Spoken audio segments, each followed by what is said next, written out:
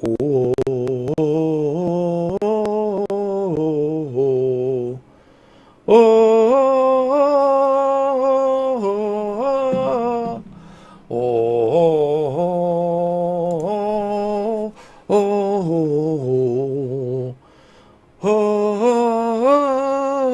All right, it's not gonna work. It's not gonna work. It's not gonna work. It's not gonna work, and that's just the way it is. It's just not gonna work. All right, why are people calling me when I gotta do a goddamn live stream? Stop calling me. I'm not gonna talk to you. Whoever's calling me while I'm doing a live stream, how dare you?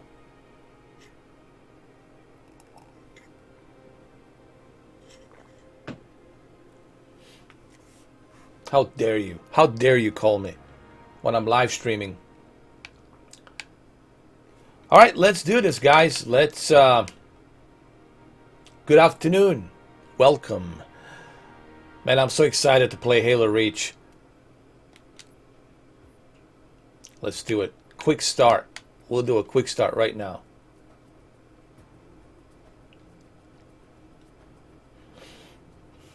Are you guys ready?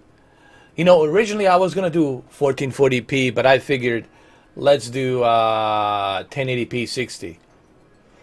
What's up, Superman? What's going on? Let's do this, man. Let's make it happen.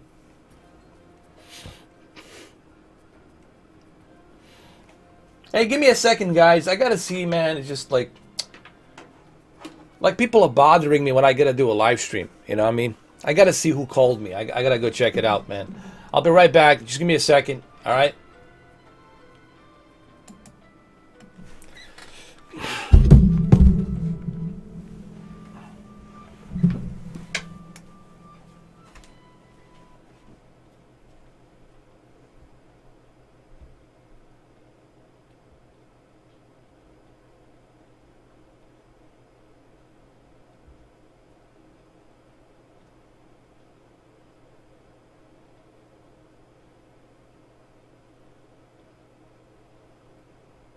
How's your phone working now?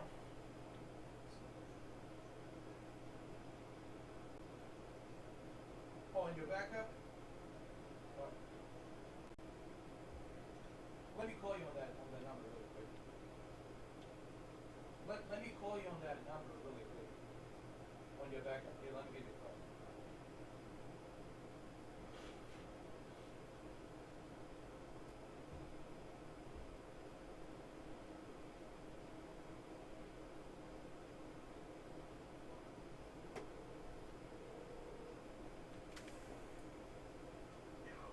Much better now, huh? Jesus Christ. The hell with it sounds.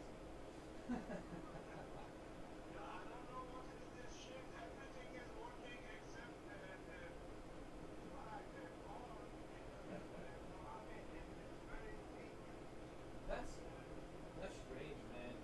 Your backup phone, it's LG, right? You got LG. It seems to be LG is pretty damn good at everything. Just people don't know it, man.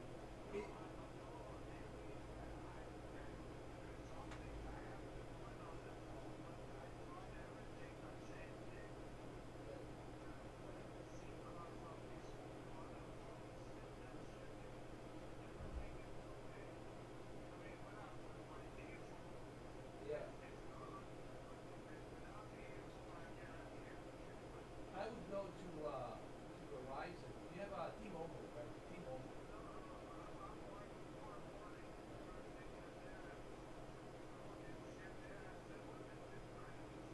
Yeah. Tell them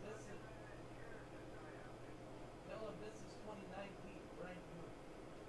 You gave me a brand new damn phone for this year, and it's having this kind of problems. You know, I think what it is, it's them. I don't think it's a phone, honey. I think it's them. They screwed up something with the Wi-Fi, with the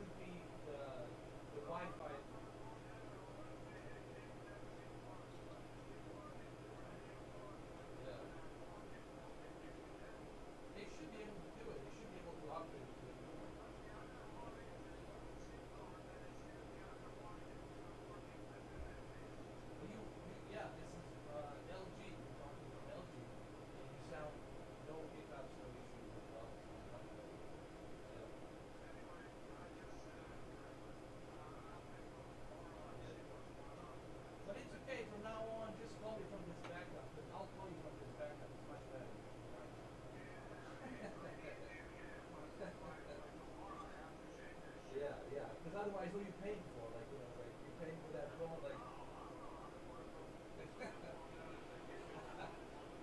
I know when you go in there, it's gonna give him a look, dirty look on your face. Motherfucker, what is this? Change this shit.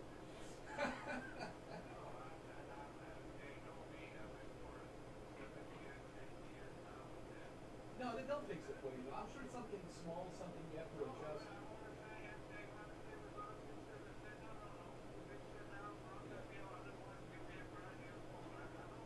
Yeah. Man, you should be able to get a new one. Get no time or something. Something with a pen. You can talk through a pen. All right, Andy. I'll see you tomorrow. I'll be a little bit early, around 1:15. I'll come early so we can eat. I know you don't. Yeah, we will. All right, Andy. I'll see you tomorrow. The Christmas party. Whatever, right? I know, they didn't tell us shit. All right, Andy. The last minute, right? Just like everything else. All right, Andy. I'll see you tomorrow. All right, brother.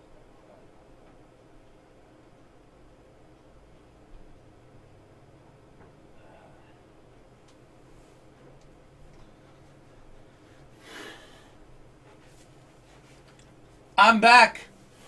I'm back, fellas. Fellas, I'm back. All right, I'm back. I'm back. I'm back. I'm back.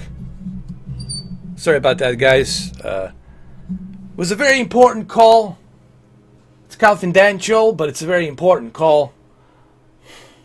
All right, guys, let's do this. Let's do it.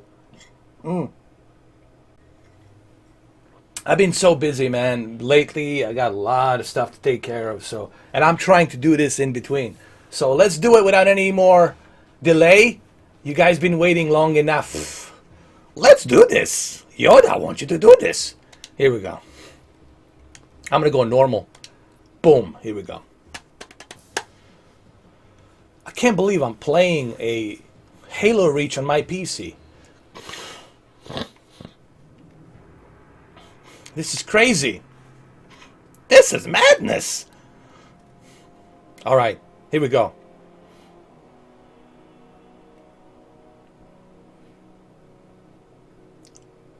Long time ago, a Yoda lived on this little tiny planet.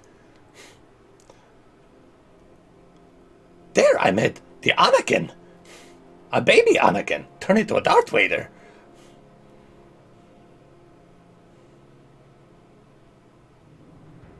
Oh, it looks pretty good, man.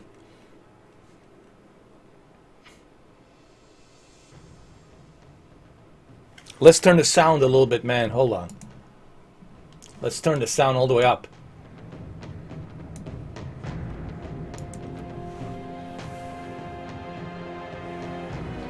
Yeah!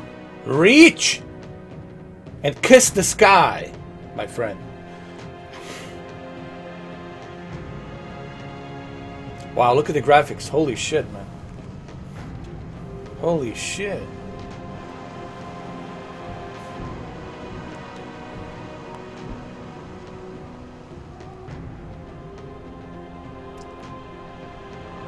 .343 Studios, you guys did a great job. Holy shize. Holy shize.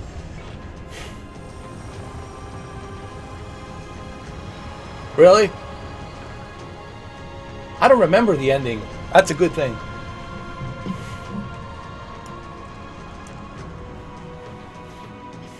Contact with Visegrad Relay was lost last night. All signals flatlined at 2600 hours. I responded with trooper fire teams, which have since been declared MIA. And now you're sending us. The Office of Naval Intelligence believes deployment of a Spartan team is a gross misallocation of valuable resources. I disagree. Commander. So that's our new number 6. Cat, you read his file?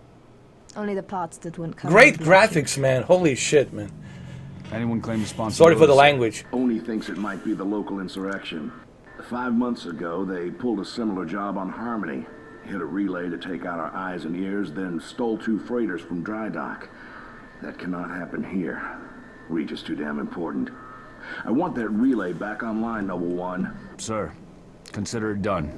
Then I'll see you on the other side. Holland out. Lieutenant, Commander, sir. I'm Carter, Noble Team's leader. That's Kat, Noble 2, Emil and George 4 and 5.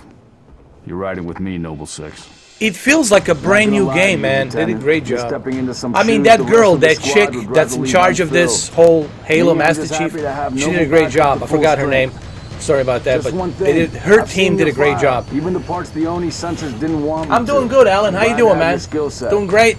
But we're a team. You know, all good. It's a holiday season. Wolf stuff stays behind. Stay positive. Clear? Think positive. Got it, sir.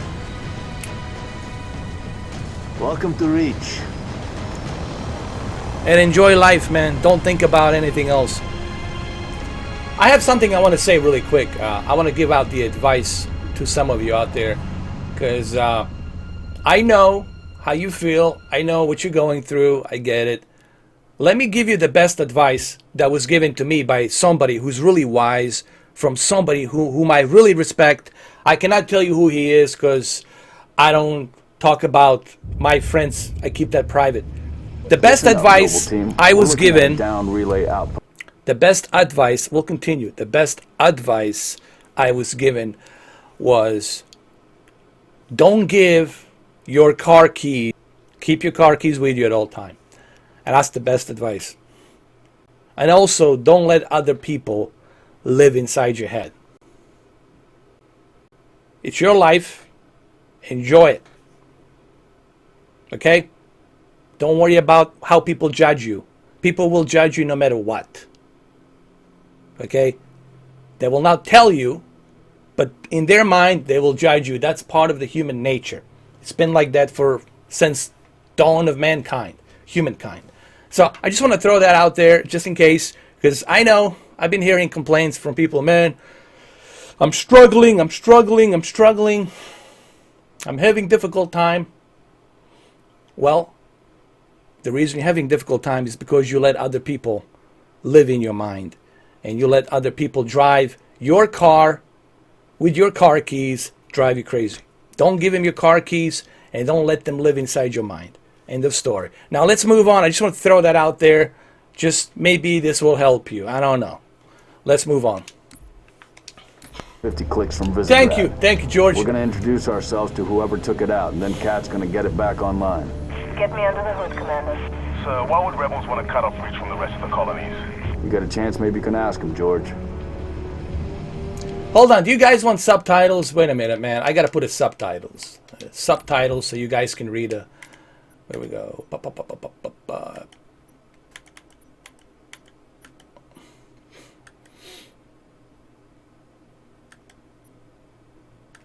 Video. Subtitles. Do I have enhanced? Okay.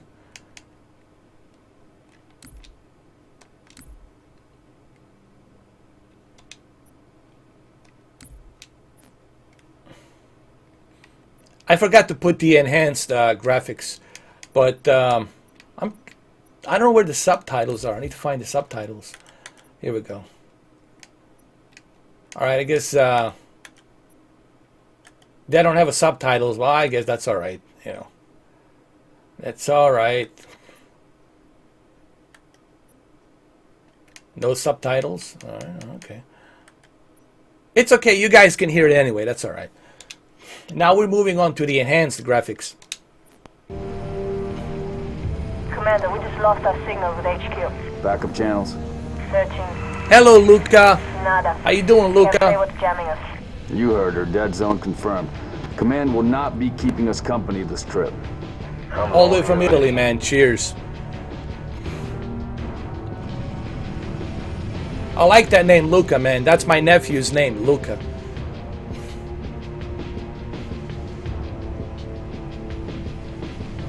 You're welcome, brother. Cheers. Buongiorno. Uzun. Welcome, Uzun. How you doing, man? Joe Mama. Welcome, Joe Mama. Sylvia, me too, man. I never finished this game. I just realized I never finished it. And that's even better that I never finished this game. Let's look at the, oh, this is great, man. Enhanced graphics, 60 FPS. Could be the missing Look at the group. Check it graphics. out. It looks as if you're playing a brand new game, man. Look at this. I'm so excited now about Halo Infinite next year with Scarlet. Oh, God. June, I want your eyes on the sky. Sir. Are you guys excited about 2020 holiday season? If you think this holiday season was good, holy crap, wait till 2020 holiday season. With Xbox Scarlet and PlayStation 5, you guys is gonna go berserk.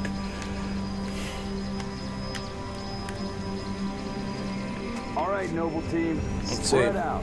All right. Watch the approach. Nice, nice. Looks great.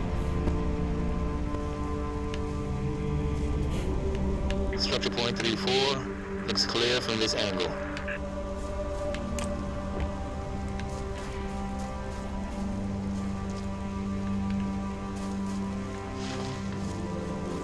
Love it, man. Love the Reach.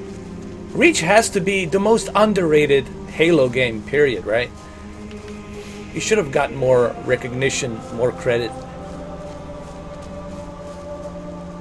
Liverpool, UK, nice, man. Cheers, all the way from Liverpool. I got a lot of subscribers from UK. I just realized that, man. So thank you, UK. Thank you, United Kingdom. Appreciate it, man. I might have to visit London. I might have to go to London and visit, man. What do I think about the Resident Evil 3 remake? Love it. Listen, I love what Capcom is doing with Resident Evil. I love that they are bringing these games back. So I love it. Make out any ID? Negative, but it's military. I would love to see Resident Evil 4 go through a remake as well. That'd be awesome. Why are we not seeing explosives resident? Noble 3, can you confirm any EX residue in the area? Negative, sir. Plasma, maybe. Can't be. Not on Reach. Look at the graphics, man. It looks pretty good, huh? All right, Noble, looks like there's nothing here. Let's move on. Smoke at the next structure, boss. Circle west and check it out. Noble Team, you have permission Up to your engage, sense. but be selective. We don't need a telegraph or presence. He sounds like Mandalorian. I believe there's a Mandalorian here. Mando, he raised me. What the hell? Dinosaurs?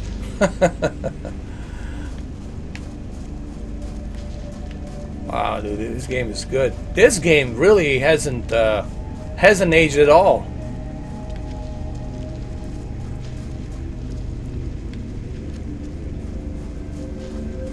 It's done really well, man.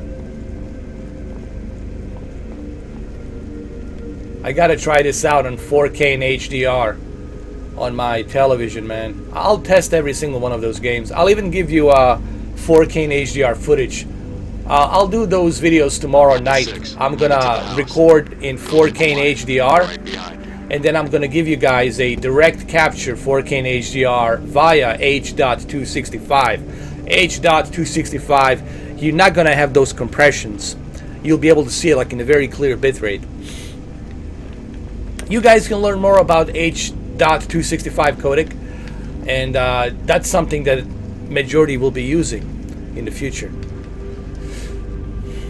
Noble Leader, I'm seeing heat sinks in the structure ahead. On your knees, now! They're not rebels. They're farmers. Look at them. Ask them what they're doing here. Mitkerestikit. Hiding, sir. Neighbors were attacked last night. Look at this guy. Screams. Gunfire. Stopped around sunrise. Says something in the fields killed his son. Something. Commander, be advised, I'm reading heat signatures in that structure directly east of your position. Over. Copy that. Get them back inside. To me, Guns of the Patriots, if I have to choose one game, I'd say Guns of the Patriots Metal Gear deserves 10 out of 10 across the board. But that's just me. You know, in my opinion, I say Metal Gear, Guns of the Patriots. It's definitely one of the best Metal Gear games, in my opinion. Double time it. What? I'm not playing NBA 2K20. That's bullshit. This is a bullshit over here. It says Halo Reach, but it says NBA 2K. How dare you? How dare you? How dare you? Google!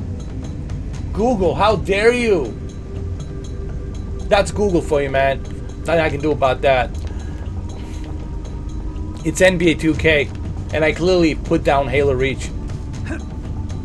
I clearly said Halo Reach, but they reached out for NBA. They reached out for the NBA hoops instead of reaching for Halo. Damn. Even though Beyonce was there with you know, Jay-Z, but they didn't want to reach for Halo. They reached for the basketball. Looks Come like on. they were interrogated. Come on. It's messy. Ooh.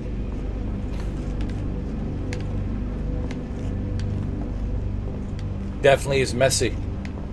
But it's not Lionel Messi, but it's messy. We can sprint? Nice. Watch your motion trackers. How do I turn the lights on? Ooh, look at this. Infrared. You see anything? Negative. Thermal's clean.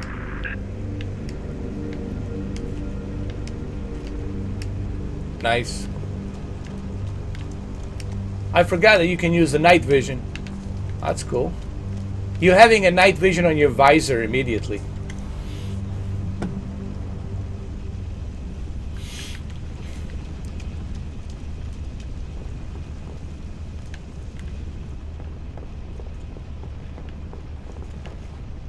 Let's move on.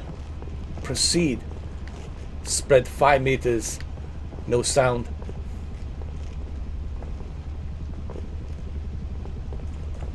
That's it. NBA 2K is taking over, man.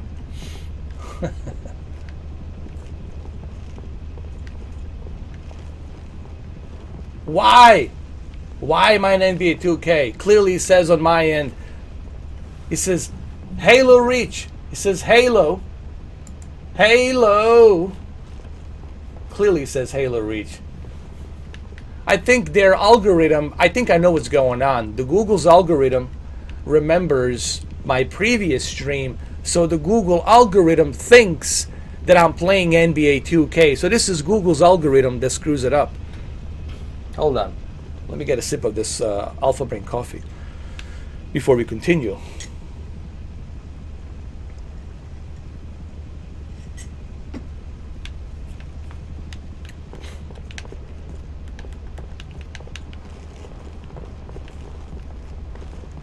All right, which way do we go? This way? Boss, I see movement outside your structure. Noble 2, move up to the west. We're about to be flanked. Contact! Contact! Spartans, assist! Here we go. They're headed into the basement. Move down to the lower level. No mercy. We're under attack. Banshees, heads up, Charlie 1.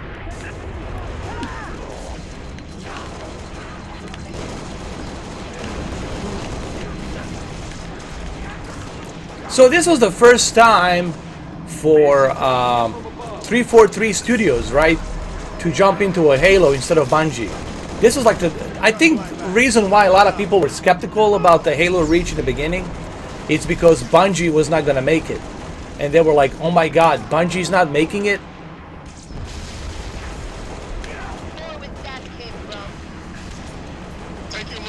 But I think 343 Studios did a great job, man.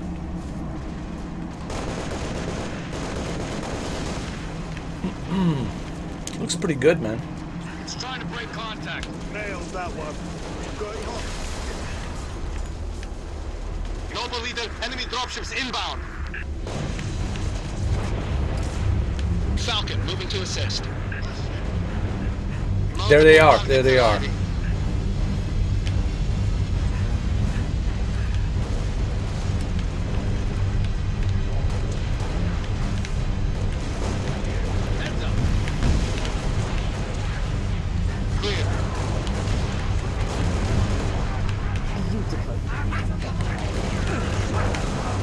Come on, come on! You bastards! How dare you? You know who I am over here. I'm the Terminator. I'm a rich Nislanator. Contacts neutralized. Contacts. It's the damn Covenant. Cheer up, big man. This whole valley Here we just go. turned into a free fire zone. Cat, we gotta warn Holland. I need you at that relay outpost now. Boss, I'm showing more activity to the east. Copy that, June. We're on it. 6, you got point. Look at the graphics, man. Look at this enhancement here. Looks pretty good, man. Let's play on you, friend. For a game that's what, 2011, 2010. Looks pretty good. It's trying to disengage.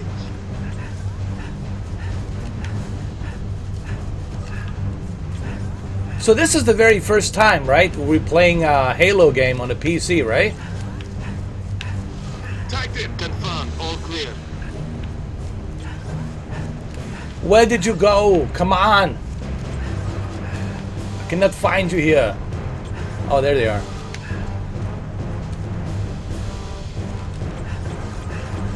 Have I seen The Irishman? No, I'm meaning to see The Irishman. I heard the movie is like really good. It's like 3 hours and a half. I know a little bit about that story. You know, it's all based on true story. Especially Jimmy Hoffa and what happened to Jimmy Hoffa. But I'll probably watch it maybe tonight. I need to find time to spend 3 hours and 3 hours and a half to watch it. But I'll definitely watch it on Netflix. Here we go. You bastards. But this is the Jurassic Park over here. What is the Jurassic Park over here? I don't want the Jurassic Park. I want to reach Halo. It's a turkey. It's a turkey day. Come on, you bastards. You bastards. Here. Stick around. How dare you. I'm a Terminator. Commander, I'm seeing more hostile activity to the northeast. Alright, split 5 meters, no sound. You're with Cat. 6 Dylan, will run interference on you the were never left. this We'll be smart. at the outpost. You dropped us in a meat grinder. You cooked up the story. So what story did you end to Hopper? Come on. Let's go.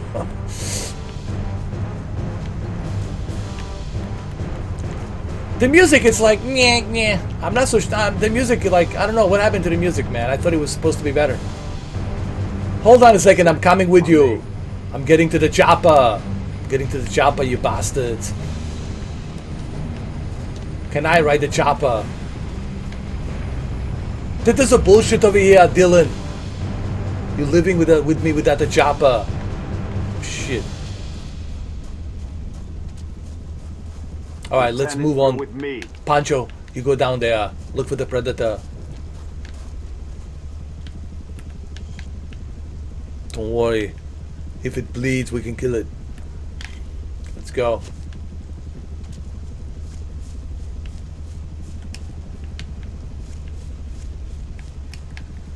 You know, I barely remember Halo Reach.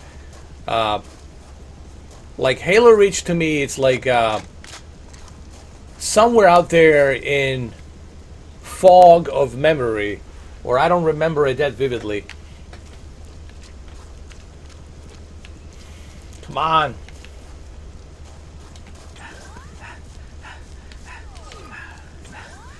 Oh, there we go.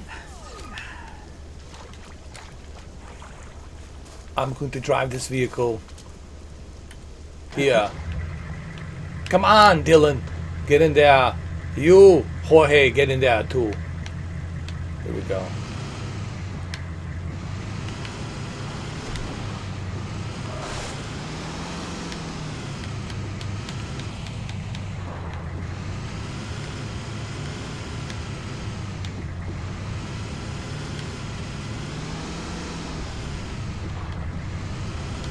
It looks nice, man. It looks very sharp. And it's a Jurassic Park. Why are you shooting? Oh, there it is. Go ahead. Let's make this quick, Spartan.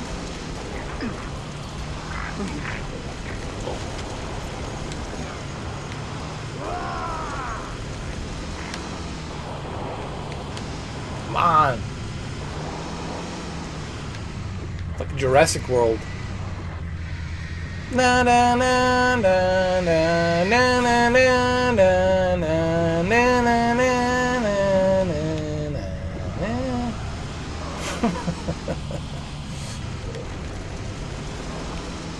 Got him.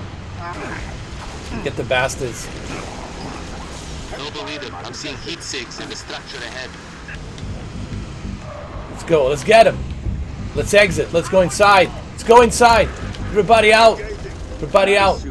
Let's go.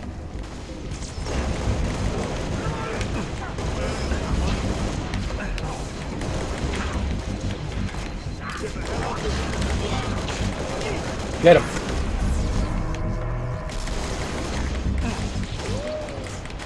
Pop, pop, pop, pop, pop.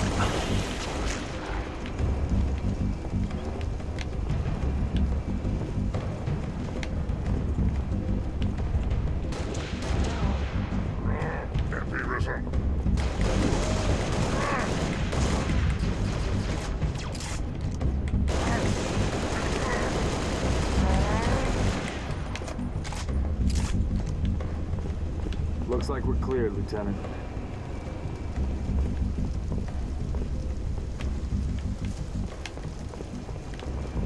All right, get back to the Humvee. Do it now. Turn off your night vision. More activity to the east. Doesn't matter. Check it out. Roger, 3. Get in the car. Do it now. This is an order. You too.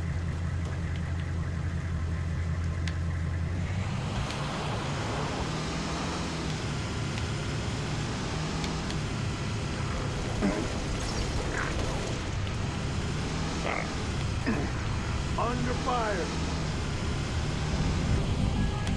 New target acquired.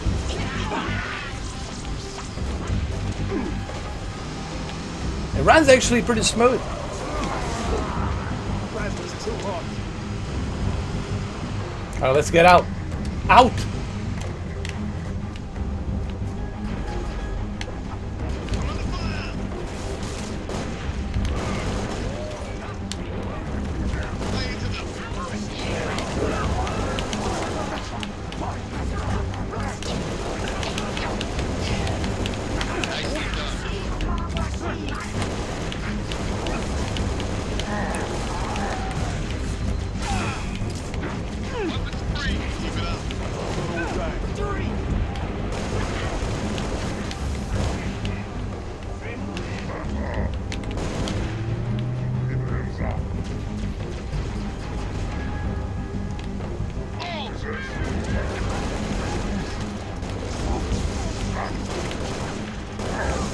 Got you, you big bastard. This is great, man. This runs very smooth. Mayday, 3 Charlie 6. Does anyone read? We were attacked by Covenant forces. The Covenant is on reach. I repeat, the Covenant is on reach. The troopers? Let's move, 6. We gotta find the source of that distress call. No disrespect, but don't we have more important things to do You than see? round up strays? You see We don't leave that people behind. You see those troopers? You let me know. Xbox Urge fans Noble leader, I'm seeing possible friendly forces under attack. energy? It's coming out of your London. Attack. Repeat, Mayday. I think the Mayday, Halo 3 Master Charlie Chief Collection 6. might We're under persuade attack by you the to be, Covenant. I got wounded. Cannot hold once this again, position. We Xbox need to fan. find those troopers now. You're gonna have to move to the green team, London. One of these days, you're gonna have to move to the green team. Green team, Mean Machine.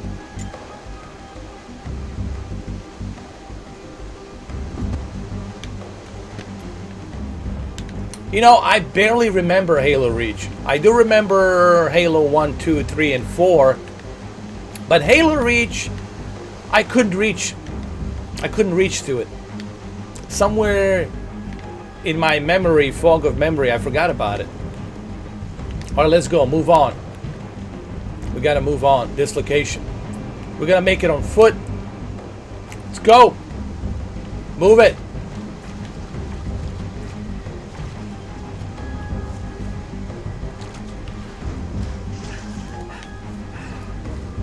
Come on, you bastards. There's a predator over here. And the chopper. Come on. That is the Stadia over here. the Phil Harrison and Phil Spencer cooked up a story and dropped a Stadia mixed with the xCloud. This is a Stadia right now. Do you know how I know that's a Stadia? I know it's a Stadia here. I can prove to you it's a Stadia. It's right over here. It's Stadia. It's right here. It's Stadia. It's Stadia. It's Stadia. Stadia. Stadia. Stadia. They shook me. There. Xbox PC, man. This is PC all the way, bro. That's why I want to play. I want to play on PC. I don't know. I haven't tried it yet. I'm just trying and testing Halo Reach first. It looks pretty darn good, man. It has the see over here, field of view, man. We're gonna make the field of view a little bit bigger. Bigger. Turn the gamma up a little bit. 5.3. Yes. Enhanced, my friends.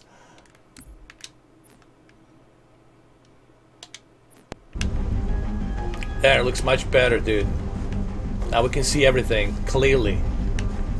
We see I turned the gamma a little bit up so we can see the detail a little bit better.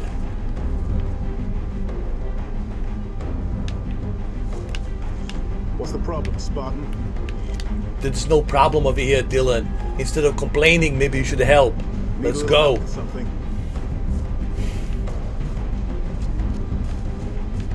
That you cannot have my PC for Christmas.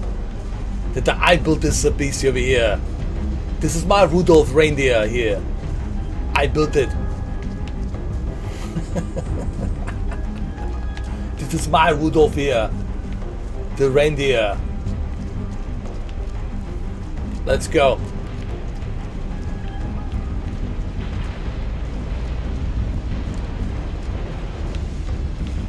Wait, I got another vehicle. Let's go. Come on, you bastards. Come on, you milky pumpers. Get in here. Get in here. You bastards. You too. Jump on the top. Come on. Bullshit here. I want to get to the chopper. With your fat asses sitting here on this Humvee, I cannot get to the chopper. This Pandora here. Finally I get to be in the Pandora. I'm gonna run these bastards down. Come here, you bastards. Come. What is this? A Pandora or the Jurassic Park? I don't know. Can tell here. Alright, get in there. Come on! You bastards, you want to live forever? Get in here. Jump in the vehicle, you bastards. Evac transport, keep your distance. Stop talking. I'm a command here. Not you, Dylan. You expendable, remember. Come on. Get your asses in here. Get your asses to Mars. Let's get you out of here. Kind of bullshit is going on over here. When I give the order, you follow my order.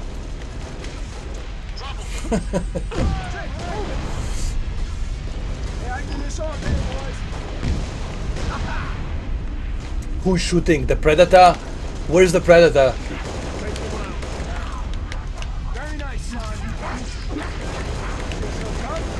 Hold the position. Spread 5 meters. Make a lot of sound. Come on. Do it. You bastards. Come bleed, you bastards. Bleed. If it bleed, we can kill it. Come on. I eat Green Berets for breakfast. I'm gonna get my ass to Mars. The hell with you, Elon Musk. The bullshit talk.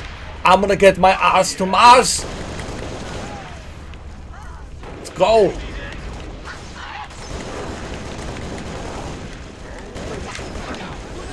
Ah!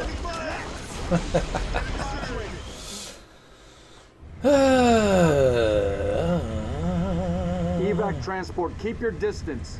You see London? 6. Hold But if position. you have the Google Stadia, Clear LZ. you don't have to install anything. You don't have to wait for the download. You just click and you're good to go.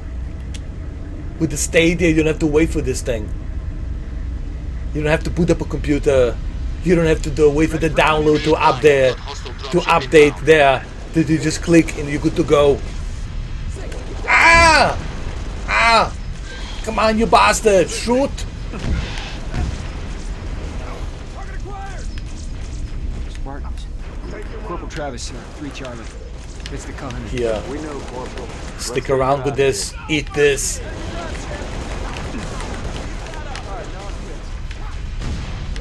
Come on, stop being a sissy boy. We need to reach our goal. The reach goal. I have a clear vision here. I'm going to reach my goal. I'm going to be the famous Schnitzlinator Spartan. That's right, my name is a Schnitzlinator. Before I became a Terminator. But then no one knew that. But now you know. Come on. The hell with my energy shields. I don't need this bullshit here. I got my hot titties. I've been pumping by my hot titties. I don't need a shield. The Teflon titties I have.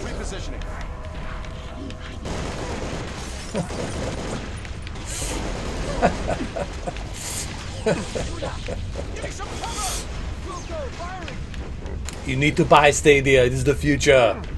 You need to buy Stadia. You need to get your ass to Mars. Get your ass to Mars. Buy Stadia. Get your ass to Mars. Buy Stadia. Get your ass to Mars. Buy Stadia.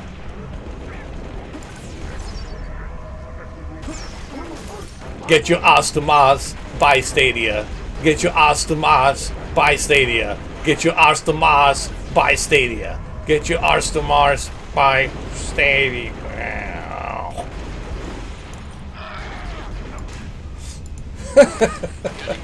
The Sixth Day, bro. I love The Sixth Day. That was a great movie, man. Listen, I like all of the Arnold movies. I don't have like a favorite. They're all favorite. They're all great. Well, if I have to choose a favorite, if I was pressured, if somebody said to me, you have to choose a favorite, you have no choice, I would say, okay, the Predator. Predator has to be one of my all-time favorite movies Arnold has ever been in. That's like forever.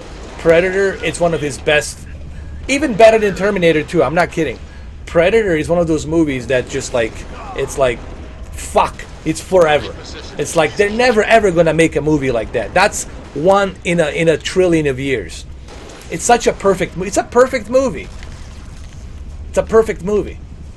A perfect from beginning to the end. Let's go. Stick around. All right, let's go. Plane Zero. Taking enemy fire. Stop cheering me up. Here. Bastard. Let's go. This is Terminator. This is not a Halo. This is a Reach Terminator. Reach Schnitzlinator. Dylan, what happened over here? So much for half-ass monkey boys running around with the sophisticated bridge here. These are not gorillas. These are very smart gorillas. These are the Bigfoots. These are the Sasquatches over here. The Sasquatches are very smart. How do you do to tell me that they destroyed this bridge over here? No half-ass monkey boys will do this. Okay, Dylan. Only the Sasquatches will do this. A smart Sasquatches. I heard them at night. Do you like Fast and Furious movies? I like the first one. And I like the Tokyo Drift. But everything else kind of sucked. So yeah, the first Fast and the Furious, Tokyo Drift, that was freaking awesome. There's only two Fast and the Furious movies that are really good because they really focused on street racing culture. Okay, they did that with the first one, and they did that with the Tokyo Drift going to Japan. Those two movies are the best Fast and the Furious movies. Everything else, it's like Mission Impossible. It's just like a Mission Impossible with wheels. It's like, but you already have wheels in Mission Impossible. It's just a stupid decision, man. You know, I don't know what the hell is Universal's thinking. You know, isn't it like the Fast and the Furious supposed to be about racing, street racing culture? Isn't that why the first movie in 2001 was so successful? It was successful because it was focused on street racing culture. Now it's turning into some, I don't know, like a superhero, Avengers, Mission Impossible crap. It's ridiculous, man. It's just bad. It's just bad, man. You know. They need to go back to like street racing roots. They need to go back to Tokyo and go back to the street racing roots, you know. We're at the relay outpost. Doors locked. Mechanism's been flash fused. Can you beat it? I'll dial up my torch, cut the way through. Gonna take some time. Okay. That's a really nasty habit you got there. This is getting better by the minute.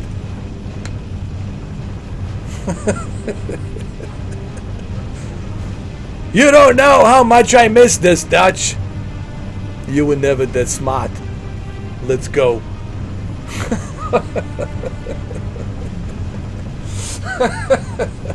We should do like a Predator Halo special video game. Drop us in the courtyard. Put her down, pilot. 6, break over. Hector, Nas. Yeah, man, Hector was cool in it. And listen, the entire cast in the first movie, listen, the first Fast and the Furious was perfect. The second unit director, the stunt coordinators, Rob Cohen, they all focused on street racing. Okay, they really focused on street racing. Yes, there was some story there, okay, between two different rivalries, but the main focus of the Fast and the Furious was really street racing. Same thing, Tokyo Drift. The main focus was street racing. And I think that's why those movies back then, those two movies stand out. Everything else just kind of sucked. I mean, really, it sucked.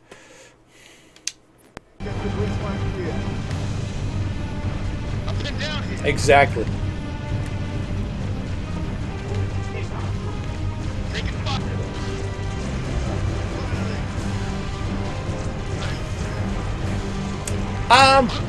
You know, I always said to everybody that I don't think, and I know people don't believe me on this, people have a difference of opinion on this, but I always said to everybody, this year, beginning of this year, I said on my videos that I believe that Microsoft is really not competing with Sony. And I think that's why Sony didn't show up at the E3 show, because Sony felt like that there's no competition. They felt that that the Microsoft is really not in any threat to them. I really don't believe that Microsoft is competing with Sony. I think Microsoft is doing their own thing. Sony is doing their own thing because they're already successful and they don't have to really do anything else. However, part of me knows one thing. The one thing that Microsoft has going for them is the brand, and they're selling the brand. Meaning that you can enjoy this brand anywhere you go. And I think Phil Spencer wants to spread this brand to everybody. He wants everyone to be able to cross-platform and enjoy this brand. And I think the Microsoft's gonna end up like Sega. They want to sell the brand in the future. How they're gonna do that, I don't know, but I think they're selling themselves as a brand. They're not really like thinking too much about console. Ooh, our console's the best. Because they're not their main focus. Sony's main focus, it's a console and exclusives. Same thing with Nintendo. But the Microsoft, it's really not focused on like, ooh, the Scarlet is the best thing ever, you need to buy it. It's an upgrade, it's an optional thing. Because you can play all the games on the PC. Okay, next year I can play Flight Simulator 2020, Halo Infinite. I can play all that on my beefy PC. So why do I need to buy a Scarlet? Now, see, Microsoft, it's not forcing you to buy anything. They're not saying, "Ooh, the only way you can play Halo Infinite is if you buy a Scarlet." Sony, on the other hand, it's telling you, if you want to play our exclusives, you got to buy our console. You have no choice. You have to buy our consoles. So Sony, it's really focused on their hardware and their exclusives. And they don't have any competition at the moment. Microsoft is really not in competition with Sony. And I know maybe I'm the first one saying this, and I think maybe next year, 2020, you guys will have rude awakening, realizing, oh shit, Mr. 4K was right. Sony has no competition right now. They really don't. They're just smooth riding this thing. However, the one thing that Xbox has, it's choice. And people who call them a failure, I don't think that's fair for people to say, oh, Xbox is a failure. They're not failure. They're doing pretty good. Look at their stock. Look at their investments. They're doing pretty good. They're not failing. If they were failing, they would shut down the service. Bill Gates would make a phone call and tell them, hey guys, shut it down. They're not failing. But they're not competing with Sony. Mark my words, they're not competing with Sony. And Sony is not competing with Microsoft. Mark my words. Let's move on. You're welcome. What do you think, London? Let's hear it, man. I want to hear your feedback from Sony's perspective.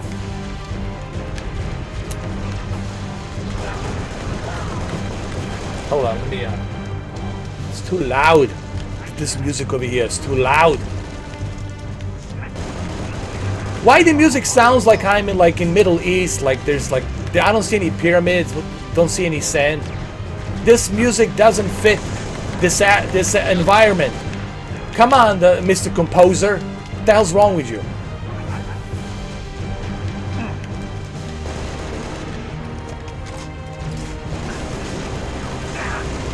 Well, London, they're already sitting on the top. I don't know where they're gonna climb. You know, they already won. They've been winning. They already won. I don't think they have to win anything. They already won. They're already sitting at the top. But remember, Microsoft, it's also sitting at the top at their own business infrastructure. Okay? They're successful at what they do. They're successful at selling the brand. Okay? And that's a great approach. I think the approach that Phil Spencer took was a great approach. If Phil Spencer took the approach going head to head, competing with Sony, I don't think they would have be where they are right now, because Phil Spencer knows that they can't compete with the exclusives and developers that Sony has and the type of quality games that they're making on Sony. Microsoft knows there's no way in hell that they can create something like that, and they didn't want to take that chance. Phil Spencer didn't want to take that bet. That's a huge risk for him to take, to go head on in competition with Sony without having anything where you can say, hey, I got this AAA game, this first party IP that is just unbelievable. Phil Spencer played it safe, and the reason why company is doing so well in its own merit, it's because Phil Spencer took a safe route. And you can't blame the guy for doing that. He's trying to save the company, and I think he did. With the Game Pass Ultimate, I think he did that. He's giving a gamers a choice. And people love that. Listen, whether me and you like it or not, I'm speaking for majority. Majority loves to have a choice. Majority likes to choose where I'm going to take a piss, on this big one here, or the small one here or there. Where I'm going to take a shit here, there, here, there. People like to have a choice. People like to take a choice on what they want. And I think Phil Spencer is not in competition with Sony. He's doing his own thing, and he's successful at what he does. He's giving variety of choices. He's giving you a choice to play on your PC, to play on your phone, to stream from your console to your phone or your tablet or whatever with the Project X Cloud. He is giving you majority of these games part of the Game Pass Ultimate, where you don't have to pay $60 or $100. He's giving you a very good value. Okay, now the games that are on the Xbox and Microsoft, you may not like them, but guess what? Why should I play the Outer Worlds and pay $60 for the Outer Worlds on PlayStation when I can play it part of my Ultimate Game Pass subscription on both the Xbox and the PC? Why should I pay $60 on the PlayStation? See what I'm saying? The way Phil Spencer is approaching this, he's approaching it from his point of view. And it's a good thing that he's not in competition with Sony. They would have failed, like Dreamcast. They would have failed, like Sega Dreamcast, if they tried to even think about maybe competing against Sony. And this is the reason why Dreamcast says, the hell with it, let's just shut it down. Because there's no way that Sega could have competed with Sony at that time. That's how they felt. And I think Phil Spencer feels the same way. He feels like, hey, if I go head-to-head with this big juggernaut that's called Sony PlayStation, I don't think I'll be able to compete. He was being realistic. So what did he do? He changed his strategy. And it's a good thing that he changed his strategy. That's the way I look at it. I would love to sit down with Phil Spencer. I would love to ask him all these questions. I'd be more than happy to ask him all these questions. And I know these are the questions you guys would like to hear. But deep down, I'm looking at it logistically from a strategical business point of view. Okay, I'm not looking at it from some kind of fanboyistic point of view. I'm looking at it from strategical business CEO point of view. How do you save the company from failure? How do you avoid the iceberg with this big Titanic ship not to hit it? What strategy do you take? And that's exactly what Phil Spencer is doing. Mark my words.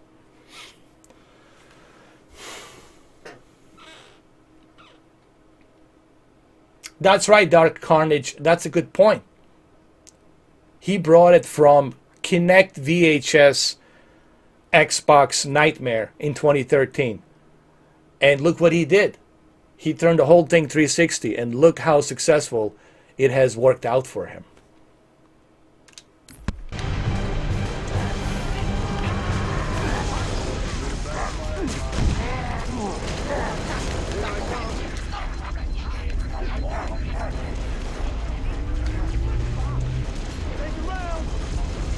London, that will never happen. London, that's never going to happen. At this point, it's not going to happen, you know.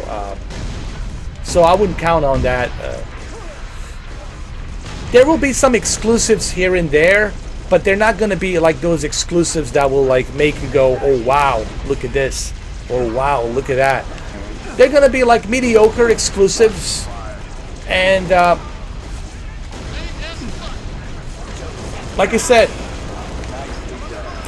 they're not gonna they're not gonna focus on a hardware and a console too much, man. I really don't think so. I really don't think that's gonna be the case. And another thing that I feel, here's what I honestly think, guys. And I know this is gonna be a bitter pill to swallow to a lot of people. A lot of people are gonna have a bad taste in their mouth because you can see 10 years from now. I know you love your consoles. I know you love your hardware. I love my hardware. I love my PC. I have tons of physical media. I have tons of 3D Blu-ray movies. I have 2 3D TVs. Nobody loves physical media and physical hardware more than this guy. This guy, okay? But I'm realist. I live in realistic life. I'm living a realistic life. I don't live in a wishful thinking kind of a life. You know, I live in a realistic life. Guys, you have to look at everything from business point objectives. As much as these companies appreciate every single one of you buying their products, they have to think about survival of their companies. They have to think about how do they save the money? How do they make more money so their company can exceed to different levels? That's how a business CEO and the boards of directors are thinking. That's what they're thinking. They're thinking long term. All right? So, a lot of money to distribute all of that across the world. It's cost Microsoft and Sony a lot of money to distribute these consoles, all of this hardware. Okay, it doesn't just fall out of the sky. All of that costs money, and they have to think about that. They have to think about how much they're going to spend versus how much they're going to make. So that's what I'm thinking. In the future, 10 years from now, 2030, 2031, let's say 2031. And that's me being like reasonable in 2031. In 2031, let's say 11 years from now, all you're going to have, it's a big data center where from that data center, they're going to be letting you buy a subscription for Sony, for PlayStation. And you'll be able to play everything and anything from PlayStation that was ever made. From PlayStation 1, 2, 3, 4, 5, 6, or whatever the hell they release. You'll be able to play all of their games from data center.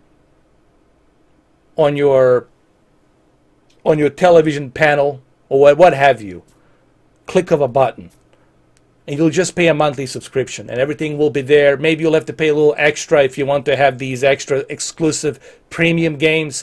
You might have to pay a little extra for that. But that's where it's going to be, man.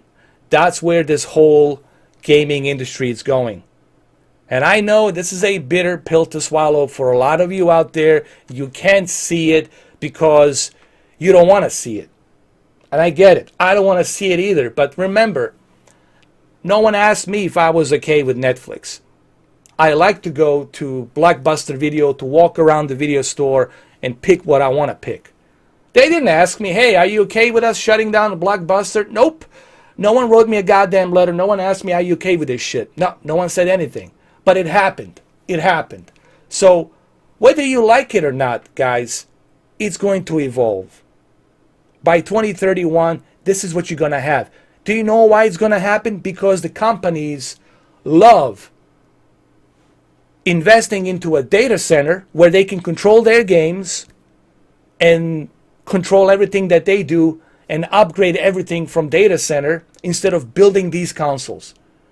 It's going to cost them less money. It's going to cost them less money than to invest into building hardware. AMD and NVIDIA are still going to be in business because they're going to build GPUs and CPUs for these data centers. So the NVIDIA and AMD still will be in business, obviously. But the console, the whole thing of console concept will change. I honestly, firmly believe this, guys. And you don't see it now, but I think you will see it in 2031. If we are all alive and well, if everything goes as planned, if the world doesn't end by 2031, if everything goes well, I think this is where it's going to go. And I'm seeing that. And this is me looking at it from a logical point of view. You know. And I think that's where it's going to go. You can't have consoles and hardware forever. Sorry to say, but you can't have it forever. Because I'm thinking from a business point of view, just like they're thinking. Sony thinks about how we can save money. Microsoft thinks about how we can save money. And that's why they're testing all of these things. That's why Sony is interested in the Azure, into the data center. That's why Amazon is interested. That's why Steam is interested. That's why Google's interested. That's why everybody's testing the waters. They're testing the waters so they can set us up for 2031. Okay? But majority of you can't see that. You can't see it because you are attached to this. You see this. You see a physical aspect of it. Okay? And that's what I try to come across. That's what I try to bring across to people to understand where this is going. Yeah.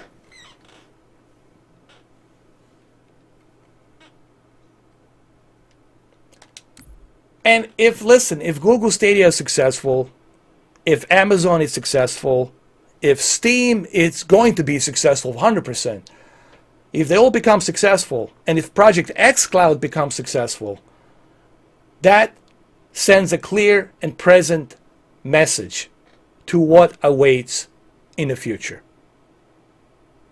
That sends a clear and present message to what awaits in the future. All right, let's continue. That's just my opinion. I could be wrong. I'm not Nostradamus. You know, I don't have a time travel machine. I didn't go to the future. I didn't come back. Okay? I don't know, but I'm looking at it from a plausible point of view. Yes, you'll have apps like this. Okay, click here, PlayStation. Click here, Xbox. Click here, Nintendo. Click here, Steam. Click here, EA, whatever. Click here, this. Click here, that. Click, click, click, click. Take it with you. Click, click, click, click, click. You want to download? Okay, you can download, but it's going to cost you more. Now you're going to pay $30 a month. Click here. You want to get 10% off on the exclusives for Sony and Microsoft? Now it's $40 a month. Subscribe here. Click, click, click, click, click. You want the 8K or 24K resolution?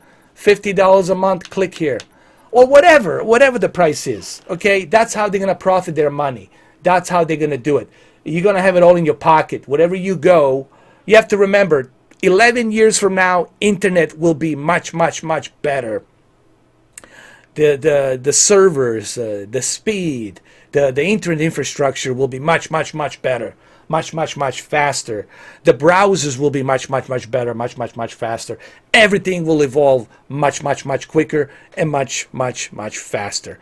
But right now you can't see it because your mindset, it's 2019. Your mindset, it's not 2031. That's what I think. What happened? I got killed over here. I can't believe I got killed. Let's go. Contact. I use iPhone 11 Pro Max, Note 9, and Note 10 Plus. But I gotta tell you, I love my iPhone 11 Pro Max, and I also love my Note 10 Plus. Note 10 Plus, such a beautiful phone, dude. I'm so careful with that phone because I really don't want to break that phone, dude. But I feel my only negative about Samsung makes good phones, but I feel Samsung makes their phones so fragile. They make them so fragile. I feel like I have to put some kind of armor, some Teflon or something to protect, some Kevlar. I have to put some bulletproof glass I have to put to protect the phone because they really make them so so fragile. That's my only negative about Samsung. They make everything so fragile. I don't like that, man. I want something sturdy. I want something tough.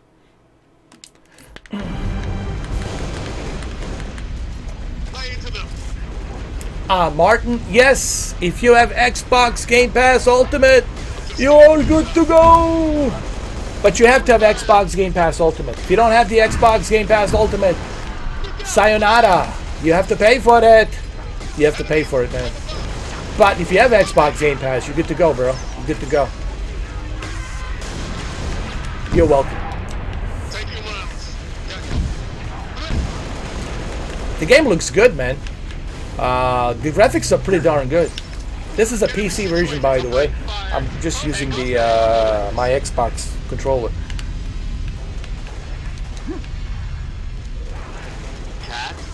Don't worry, I'm gonna test the Xbox One X version on my OLED and QLED to see how it runs.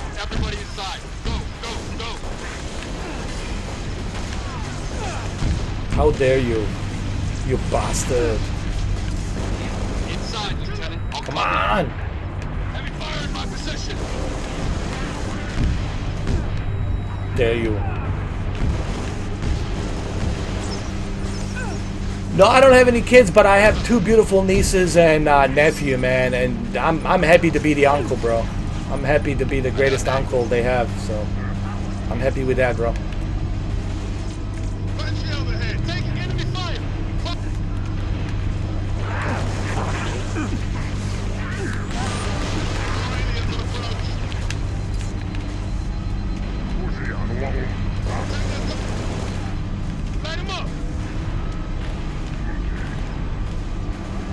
Yeah, I need to wait for my shield to recharge. Got my position. There he is. Boom! You bastard! Come here!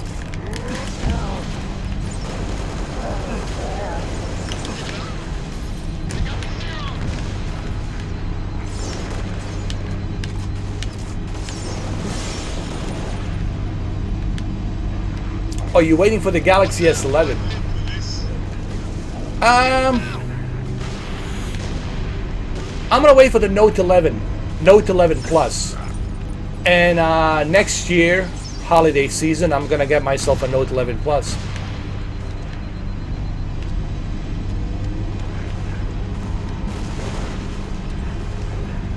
I thought you didn't like the Modern Warfare.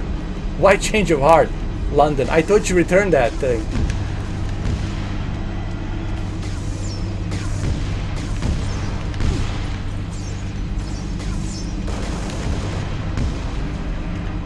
If I have to choose one game of this decade, do you have one?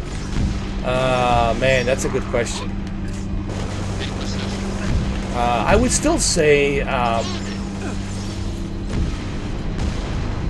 Guns of the Patriots, man. I know it's 2008. I know it's 2008, but I would say Guns of the Patriots. Metal Gear Solid. Metal Gear. Guns of the Patriots all the way. Yeah, Guns of the Patriots, man. I fucking love that game, dude. I really do. Like, it's such a great fucking game, man. From beginning to the end. It's just that's Kojima's masterpiece. The most underrated game ever is Guns of the Patriots. It's a goddamn masterpiece. That's a masterpiece. You want to call Kojima's masterpiece? That's his masterpiece. Guns of the Patriots, man. Amazing goddamn game. How dare you say that? How dare you, Otacon?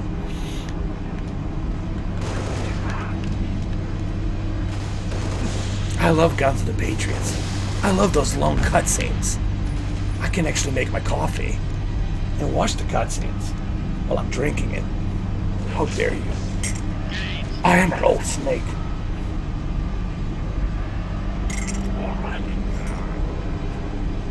Perhaps the love can bloom in the battlefield. I don't know.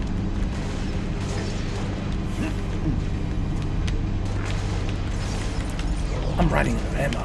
Otacon. I'll use the handgun. Oh, come on.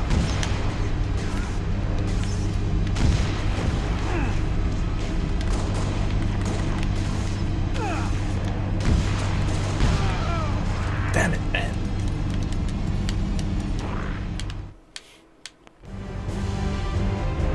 Contact. Asura's Wrath. I don't recall that game. I might have to play it, dude. I don't think I ever played that game. Asura's Wrath? I might have to look into it. No, it doesn't get hot, man. I got a thermal take, man. I got kick-ass, badass, recommended by Jay-Z 2 cents. Like, the most expensive recommended Jay-Z 2 cents thermal take. Liquid cooling. So, it's always liquid cooled. And always run great. Yes. No, my computer doesn't overheat, man. Nothing overheats. Not even my Chromecast doesn't overheat. I don't get any overheating. I don't get any burn-in. I don't get any retention. I don't get anything. That's it, man. I don't know. Okay? All right, I'm not protected by aliens from outer space. All right, they're not helping me. Okay, the Bigfoot Sasquatch is not helping me either. The ghosts are not helping me either, and sure as hell, zombies are not helping me either. This is all just, call it pure luck, or just extraordinarily pure luck. I don't know.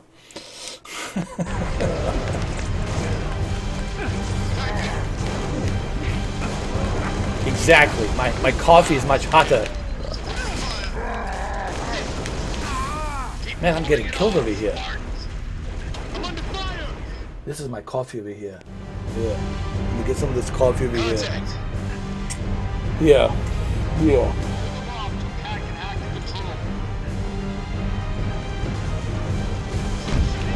I really don't like the soundtrack. This soundtrack doesn't fit the environment. Sounds like a Final Fantasy soundtrack.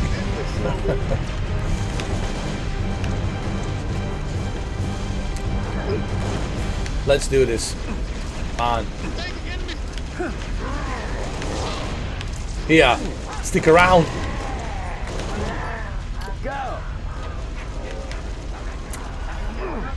I don't know, man. Who cares, right? Whatever. We shouldn't pay too much attention to fanboys and the crazies. There's always gonna be crazies out there, man. Just let them live in their own little bubble. Don't give them any attention. Don't focus to the fanboys. Just let them be what they are. But don't give them any attention. Don't dance to their tunes, man. That's what they want. The fanboys, they need people to dance to their music. And if nobody's dancing to their music, then they can't support their brand. Okay, so when they're playing their fanboy piano, don't dance to it. Don't do it. Don't do it. Don't do it. Do I like Deus Ex? I like the first one, and I like the second one. But the third one was a bit confusing, in my opinion. I like the third one was just, maybe I need to go play through it again. I don't know. But it was a bit confusing. The whole thing with Illuminati and Illuminati this, Illuminati that.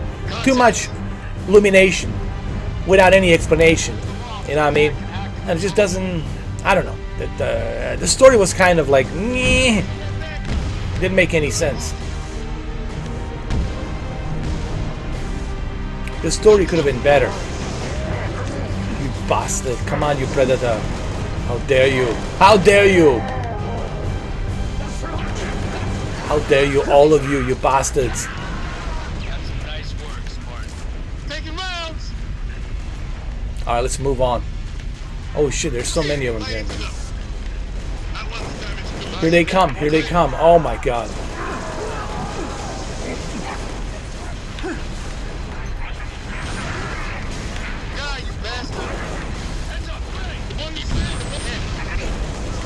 How dare you?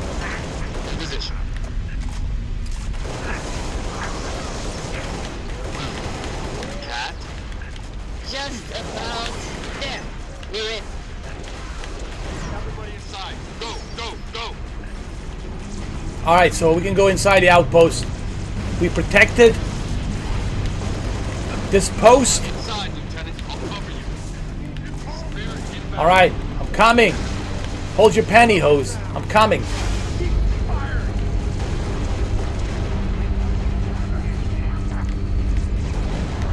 Dum dum da da da dum dum dum dum dum da da da dum dum dum dum dum dum Get the dum. relay back online. Emil, post here. If we flush any Well, hostiles, they're yours. There's some good news regarding the YouTube. There's no more demonetization. This is a bad news for all the haters out there, for all the trolls and haters. That's it, man. It's a bad news. No more demonetization. It's over. It's over, guys. It's over. Now you can finally move out of your mama's basement and live a real life. No more demonetization. That's it.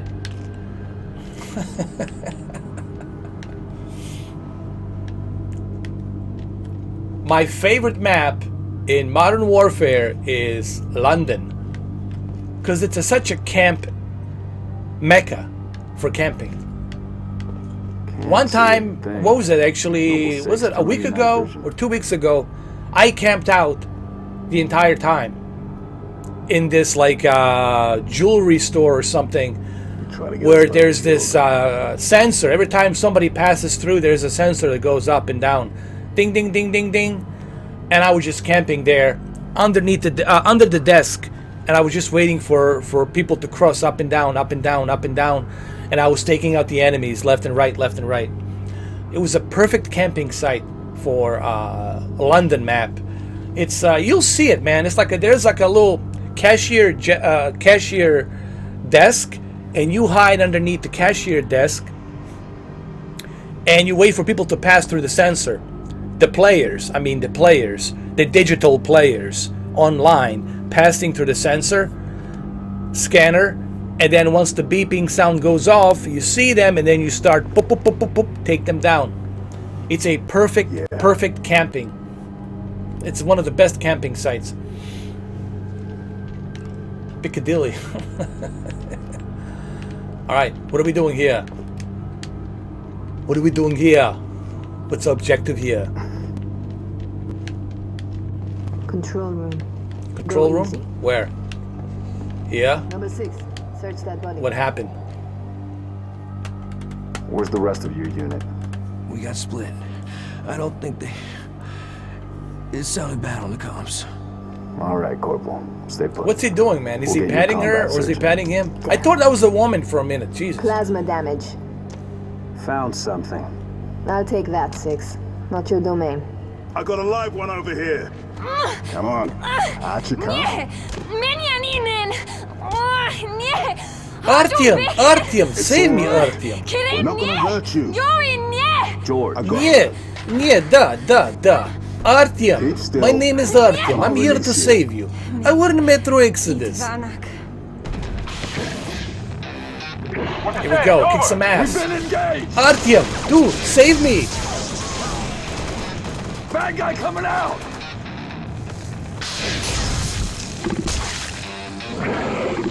We need another Skyrim so badly, dude. We need photorealistic Skyrim. Artyom! No! Artyom! That Tango blew past me. Permission to pursue. -4, stay on the entrance. Let's go. 2, handle her. 5 and 6, clear the hole. I love the music, man. It's a kick-ass music, man. Sounds like Red Hot Chili Peppers or something.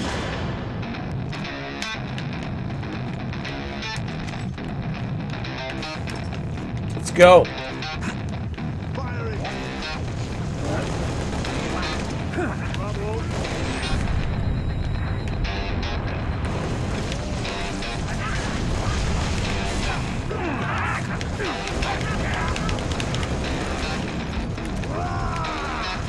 Only good cubbies and dead cubbies.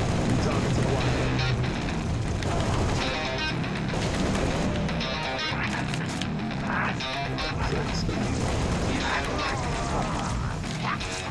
Let's kick some ass.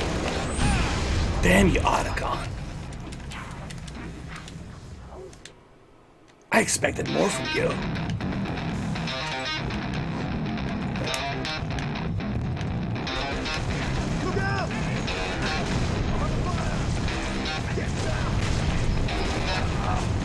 Joker was a great movie, man. I love that movie.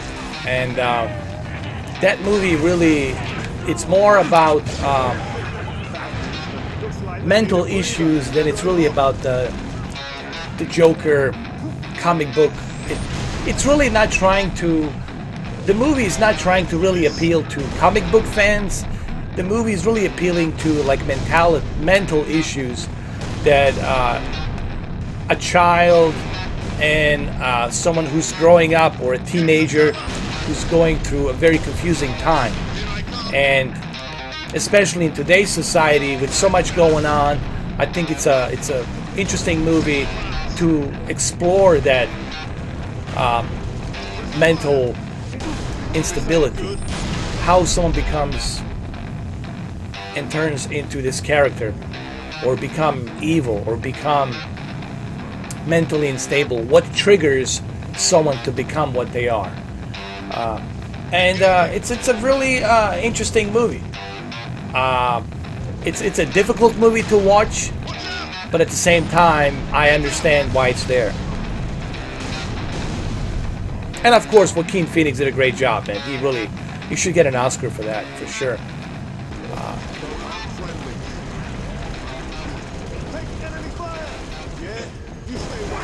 And I like the whole approach, the way they took on the whole movie.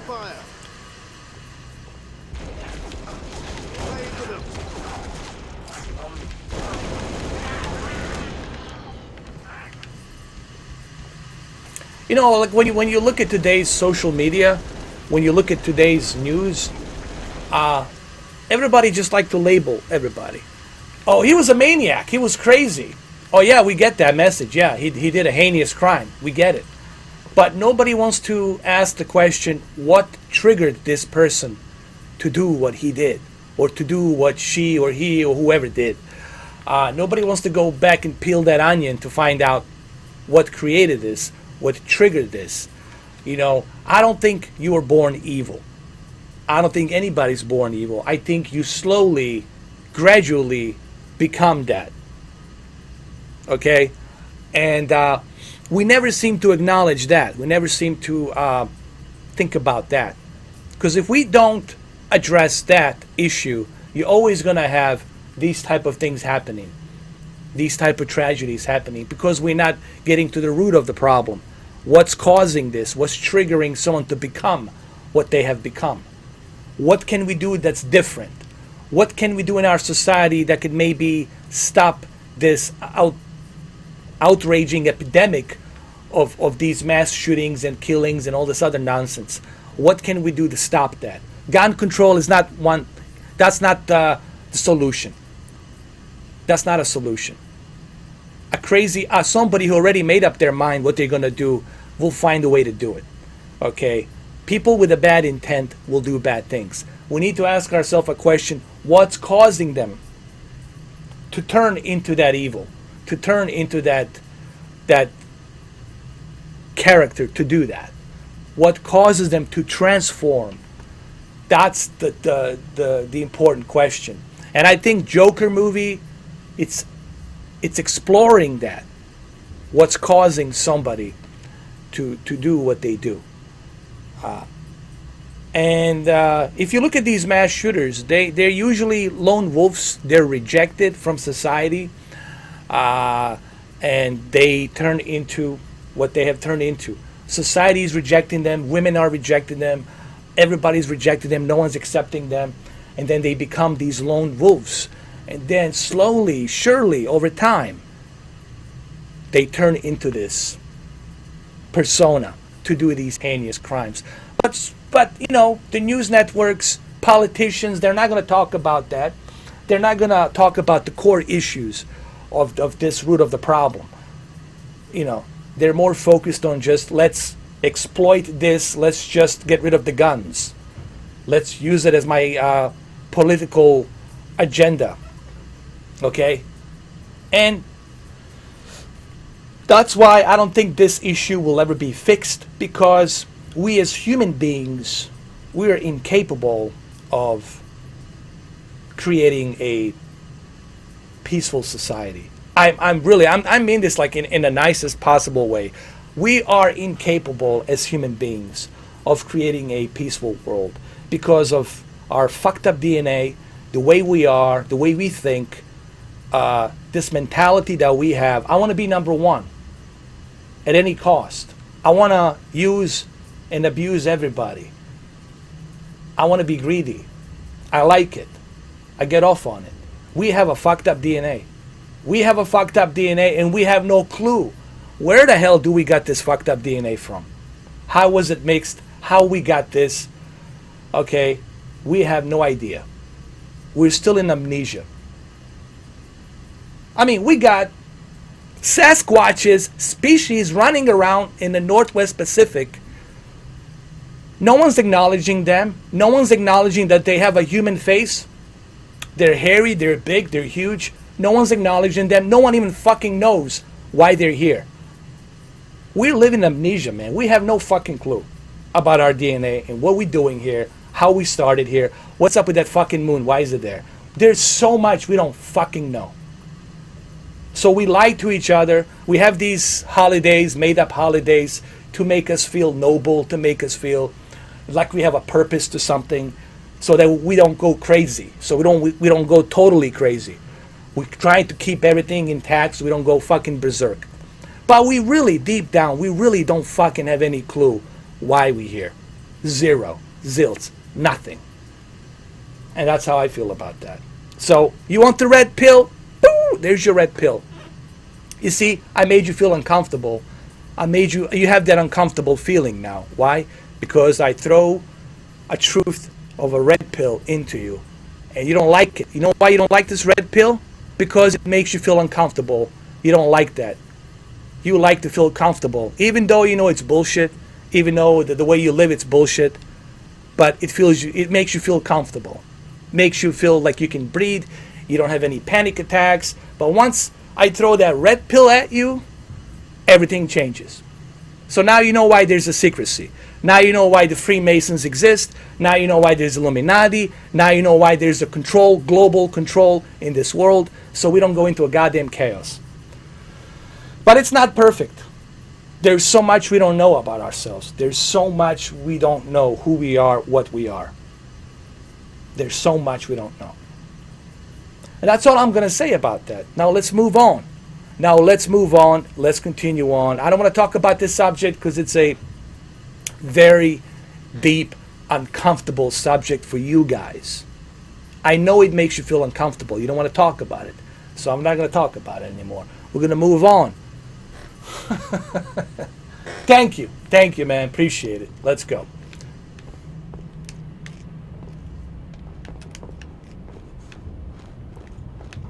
And part of me, listen, part of me knows. I know I can handle anything. I can handle a lot of things. Because I accept it. But I know majority of people cannot accept it. I know majority of people will have a panic attack, will have a heart attack. They cannot handle it. They can't handle knowing the truth. If majority of population knew the truth, it would be a catastrophic end for the human civilization. People are not ready for the truth or what's really going on. They're just not ready for that shit. It would be a total chaos. Maybe you are ready, maybe I'm ready, maybe a certain percentage here and there, but I'm speaking 7.4 billion people are not ready to hear that. And that's why there's so many secrets out there. And they're going to keep it secrets at whatever costs.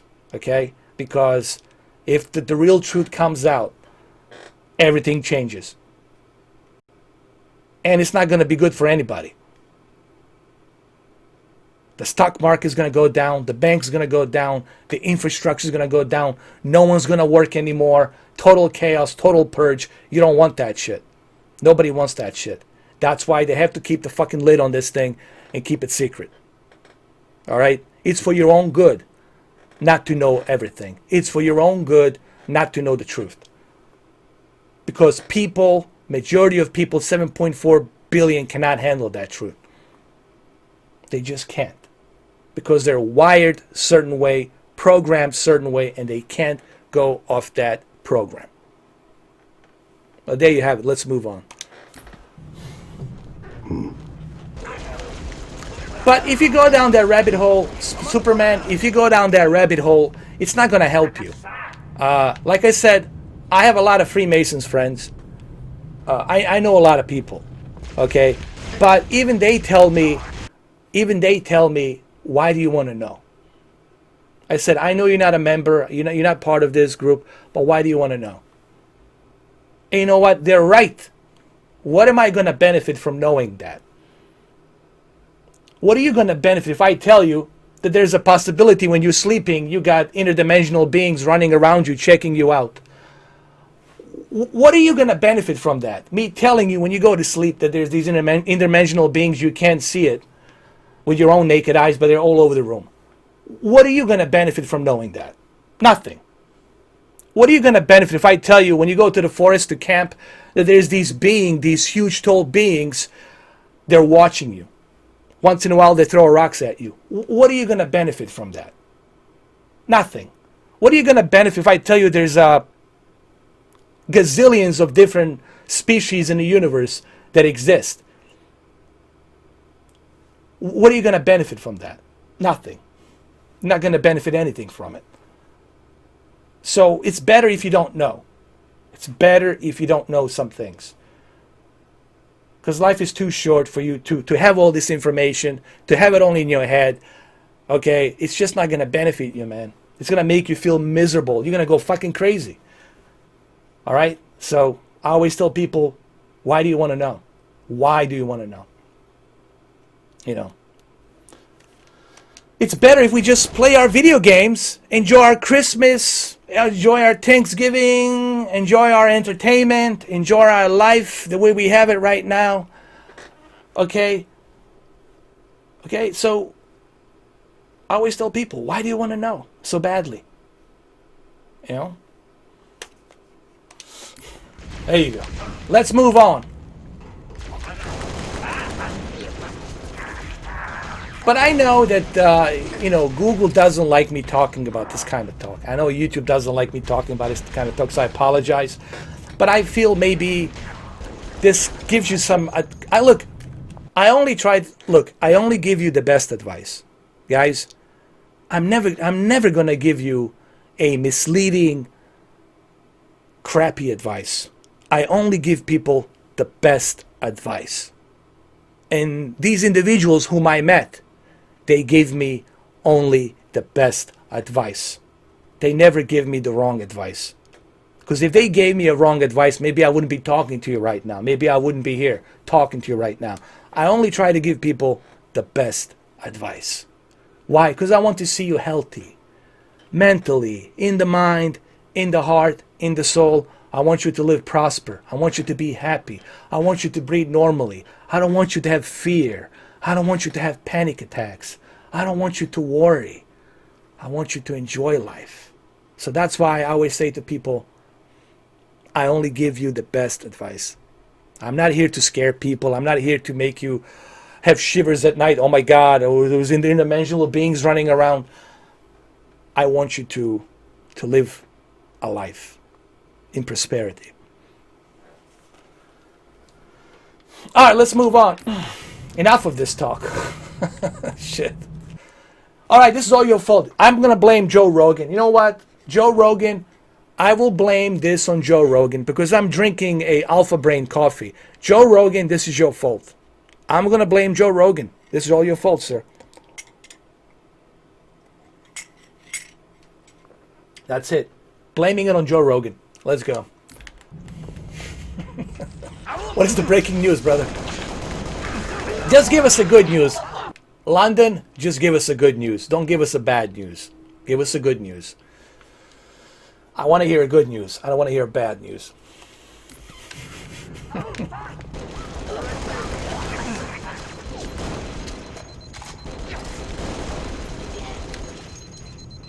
Yes!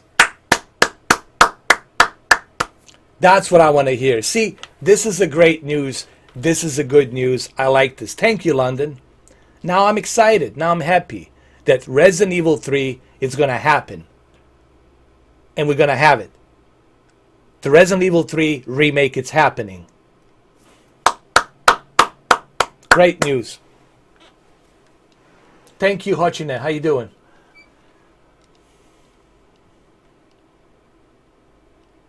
Thank you, 17, Boss New York gang. Thank you, man. I appreciate it. Thank you. Merci beaucoup. Thank you so much, man. Appreciate it. Merci beaucoup. Merci beaucoup. Thank you so much, man. Appreciate that. Like I said, I just want people to enjoy their life, man. Because I see so much. Listen, man. I know what you guys are going through. I know. I can look at someone and I know what they're thinking. You call it a gift, man.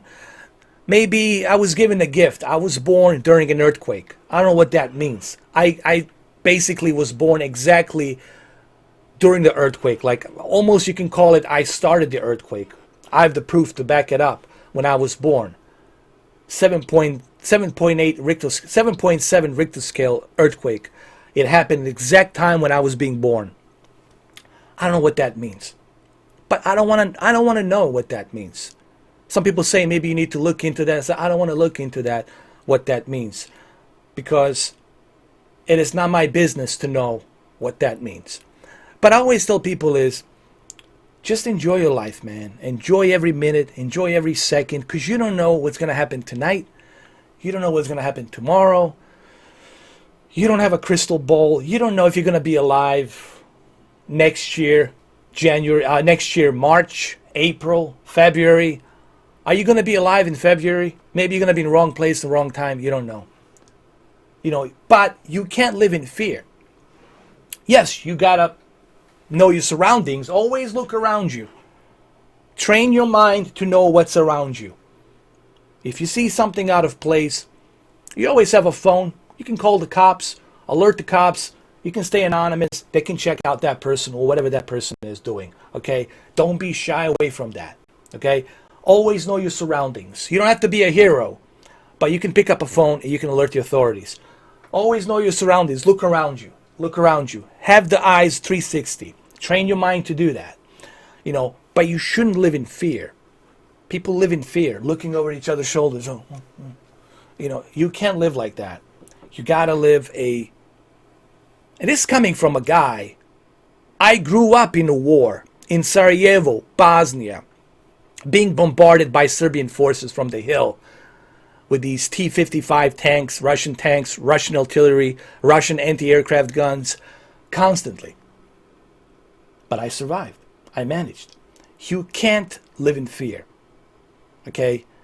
The fear, it's something you can use to keep yourself alert, but don't let fear take over you. Once fear takes over you, then you're not in control.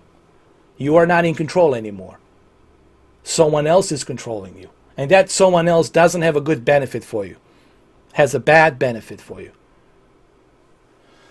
So, just live your normal life. Enjoy it for what you have.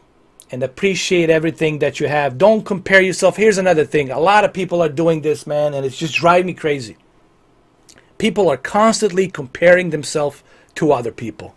Oh my God, look at him.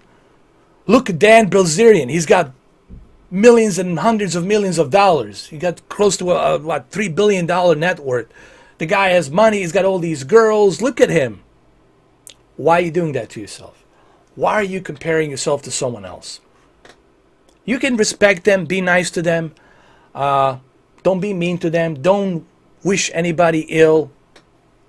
But be happy with what you have. Live a peaceful and prosperous life.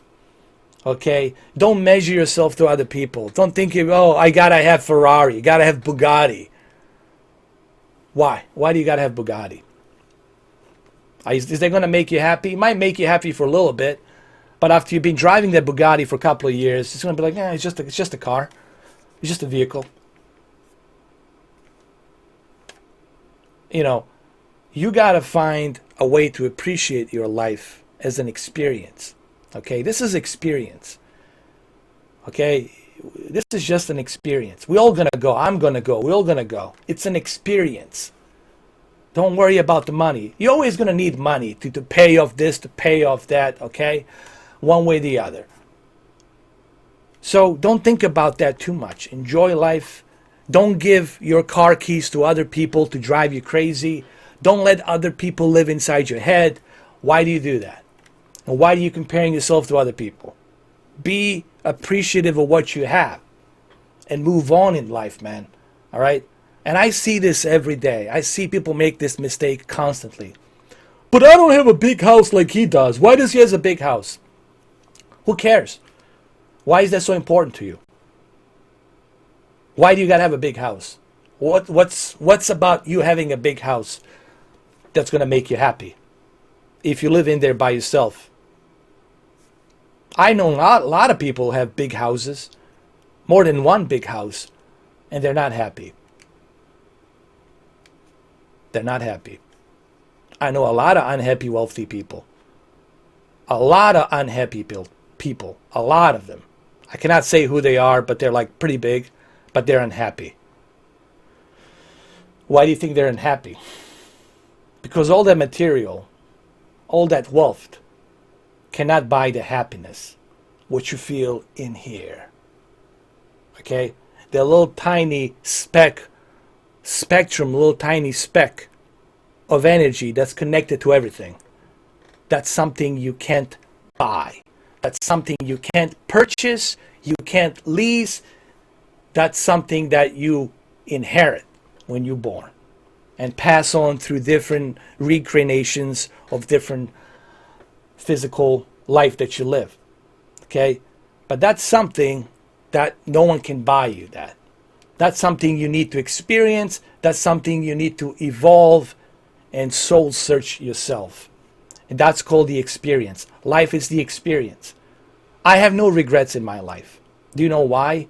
Because I experience a lot of different things in my life.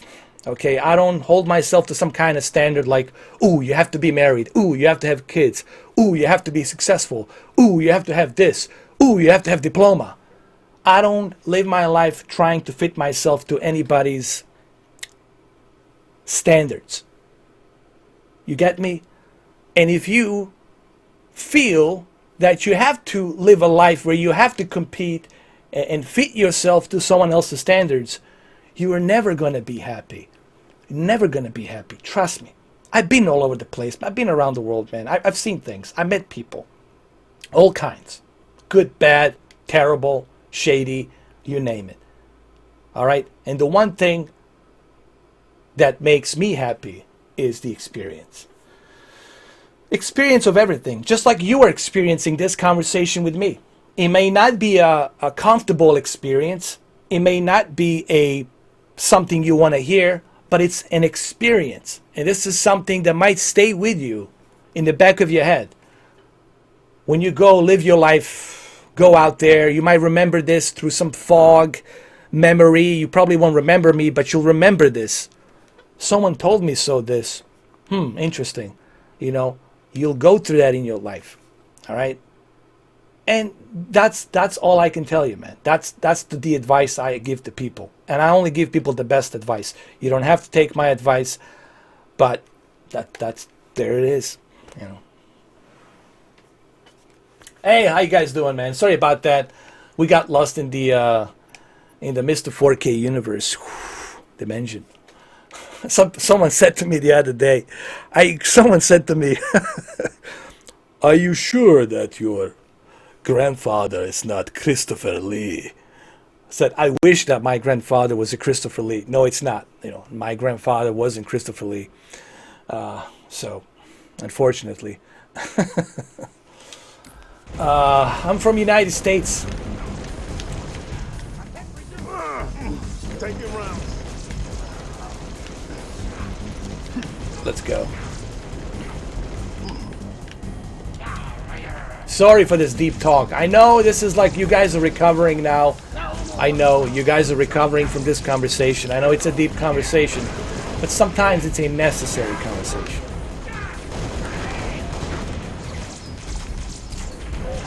Planet Earth. Same thing here, man. Planet Earth.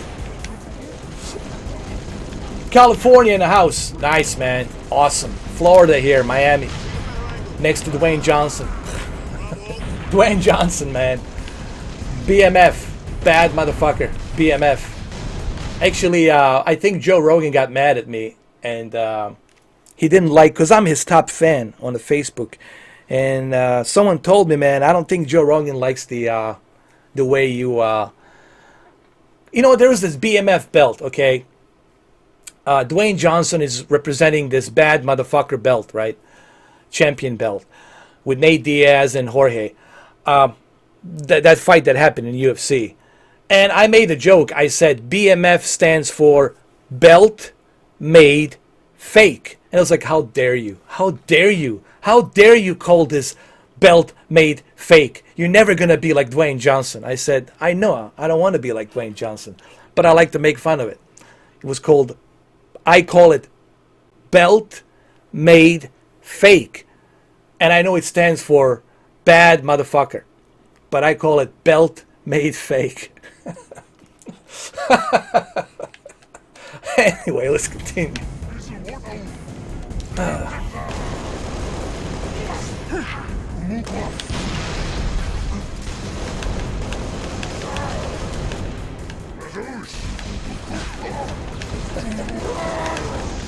I'm sure Dwayne Johnson would smack the shit out of me. How dare you say that? The way he would smack me in the face would be heard all over the United States. They're like, smack!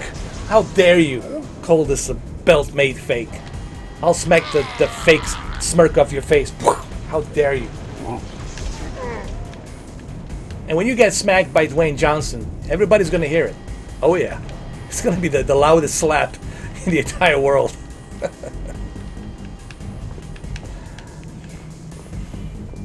Belt made fake.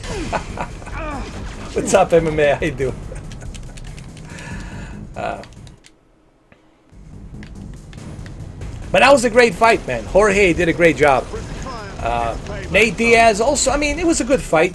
They all, you know, they fought pretty good. But at the end, the baddest motherfucker won. You know, that's Jorge. He's from Miami, too.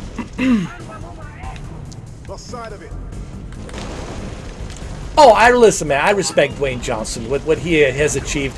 Just like I respect Brock Lesnar and what Brock Lesnar has achieved. All right, you know, no one can take that away from them. You know, everybody was laughing when they heard, oh, Brock Lesnar's going to go into the UFC. He stands no chance.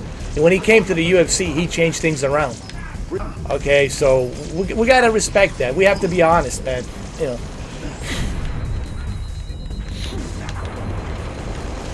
There's a lot of great fighters out there in UFC. So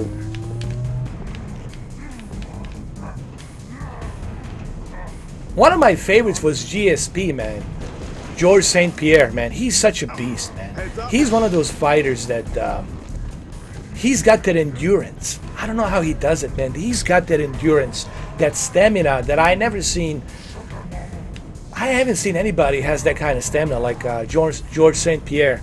George St. Pierre, man, he's got that endurance, man. He's a phenomenal mixed martial artist, man. He's pretty good.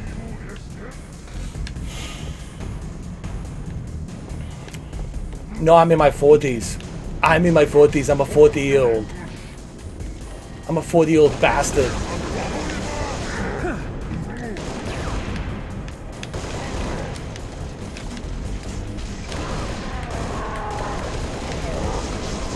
Come on, you predator! Ah! Do I watch WWE? I watch it for, you know, for fun.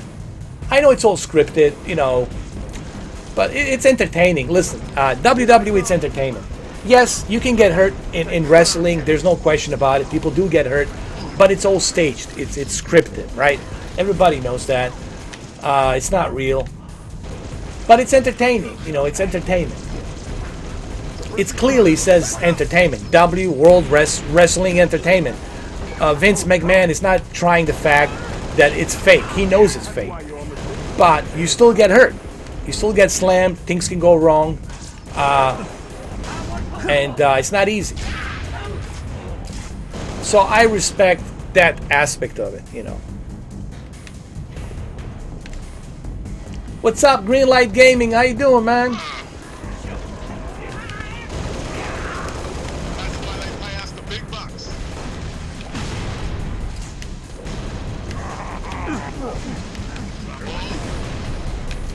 Let's go. Oh my God, there's so many of them. How you been? Greenlight Gaming, what's happening, man? How was your Thanksgiving? Weekend. BMF. Belt made fake. Let's do it. Let's do it in a Yoda voice. A belt made. Hold on. Let's do it in a Yoda voice. We got to do this in a Yoda. Hold on. Mandalorian. This is a Yoda. A belt made fake by Dwayne Johnson. Let's go. What's my 2019 game of the year? Ah, shit, man. We gotta do it in a Yoda voice. A baby Yoda voice. Hold on. Well, I'm not a baby Yoda, but I'm trying. I'm like an old Yoda. My game of the year of 2019? Death Stranding. I love delivering the packages. I have to say Death Stranding, and the only reason I say Death Stranding is because it's something that's different. You know, it's a different approach. I respect Kojima for being brave enough to explore something different. You know, I'm not fan of individuals who like to play it safe. You know, like you have game developers always playing it safe. You got film directors always playing it safe. I'm not a huge fan of those individuals. What makes you a great artist is to take risks.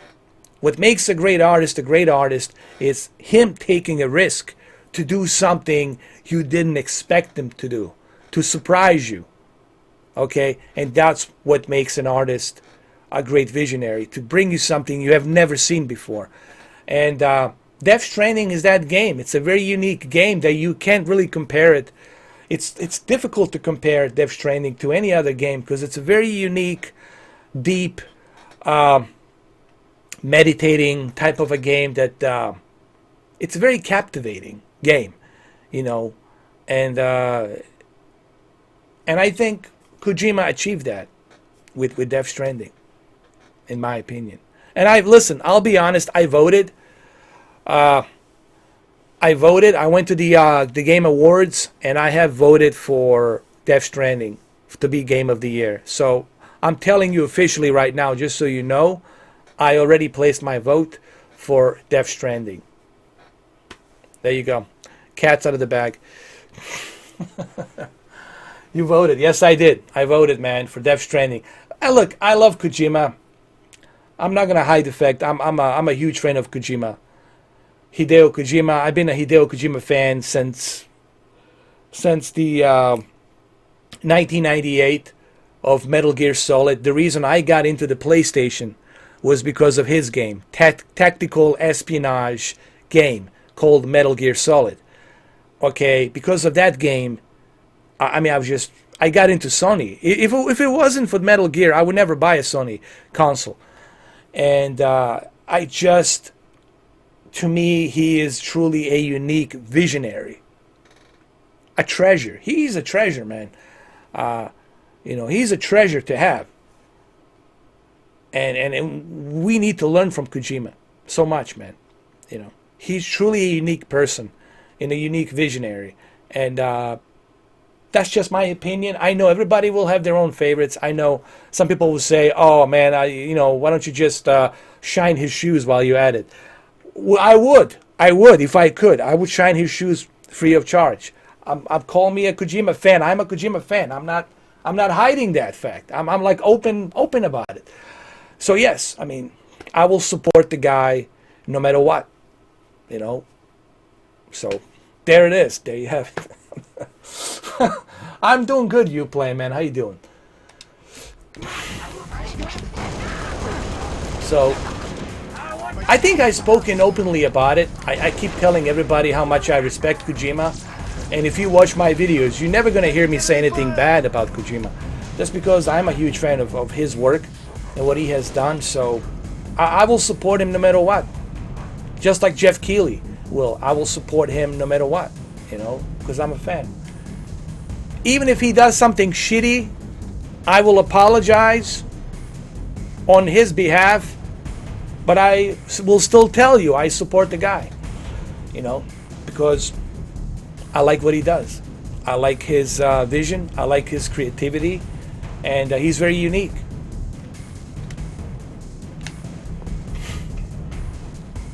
You know.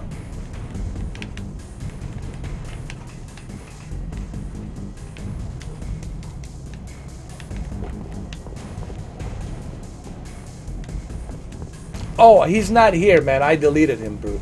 I deleted him, man. He's not here. I don't have the PNG. I don't have the PNG, man. I deleted it. It's not here anymore.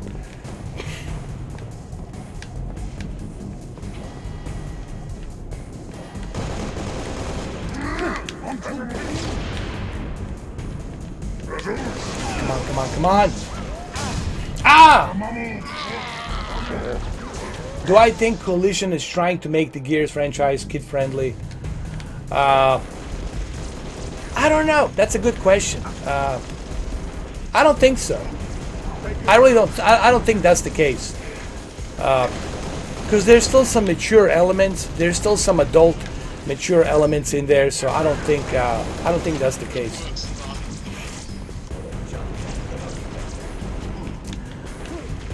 Well, of course he's gonna say that. That's a shtick. That's a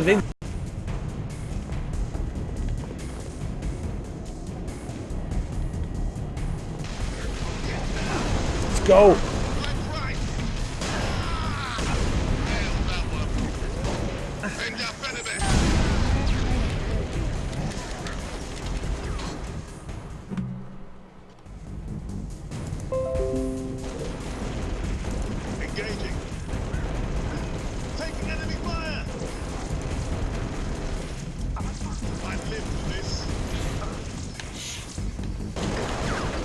I don't think I'll ever finish this, man.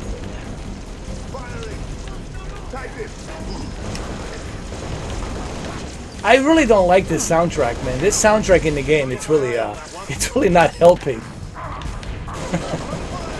The soundtrack in this game is really terrible.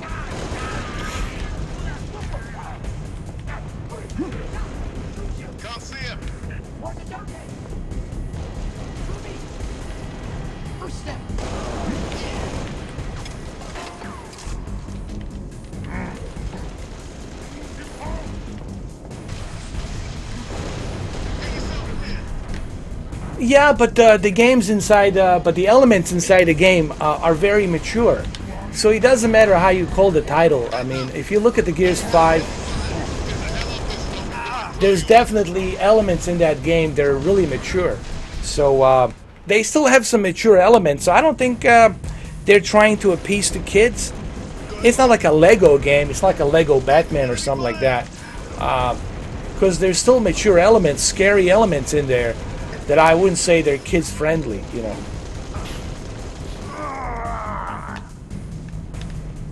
But I don't know, you could be right, but this is me looking at it through playing that game, and I can't think of anything that would make me think that the game it's being kids friendly. There's a lot of mature elements and scary elements in that game that I don't know if it would be like suitable for the kids.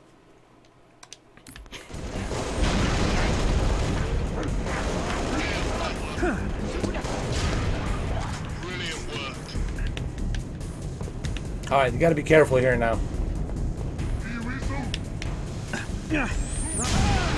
Fuck! You gotta be careful here, man. Always on this level, man, I screwed up.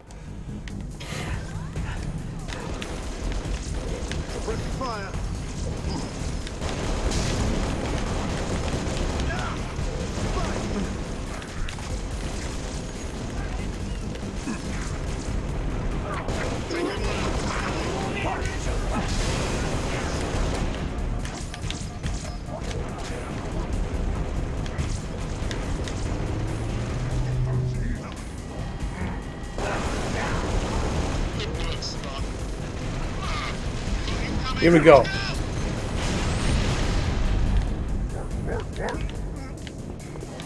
Oh shit, no, no! Fuck!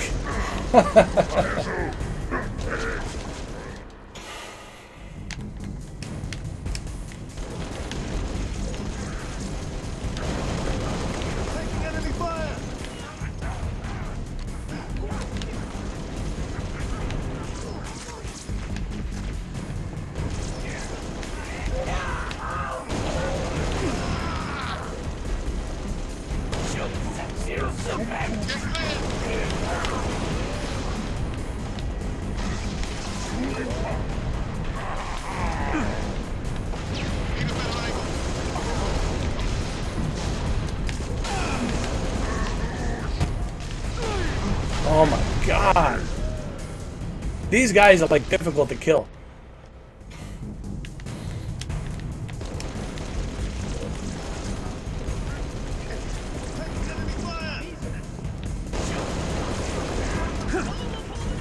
You know what? I'm just gonna hold the position right here. Here's what I'm gonna do. I'm gonna hold the position right here.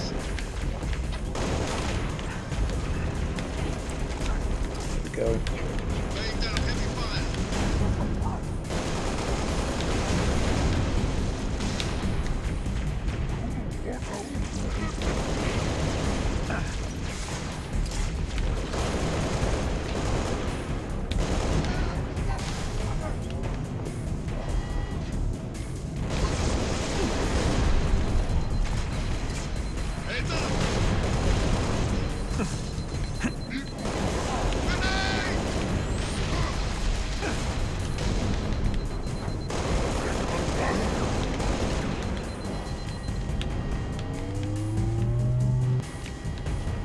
Oh, run, run! Run to the forest! Run! Help! Help! Shit. Hold on. Where did he go?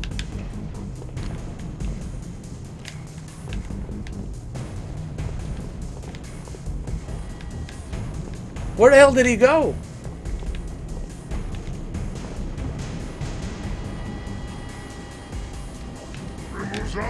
Oh, fuck, fuck!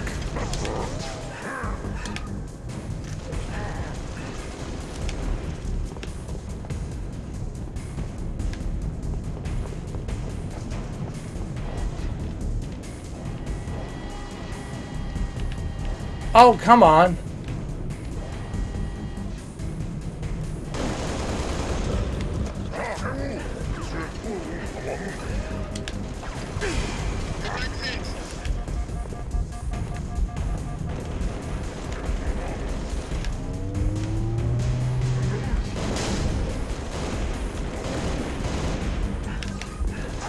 Run, run, run! Ah, shit. Here I come. Damn it!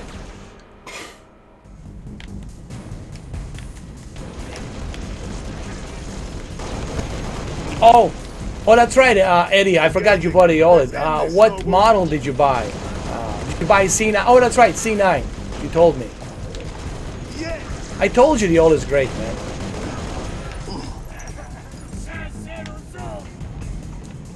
Once you go OLED, you're really gonna have a difficult time going back to the LCD, man. It's just it's like night and day, man. The difference is night and day. When you try organic light emitting diodes versus something that's liquid crystal display LCD, it's just night and day, man. It's difficult to go back to the LCD. Oh, B9? That's still a pretty good deal. How much did you pay for B9?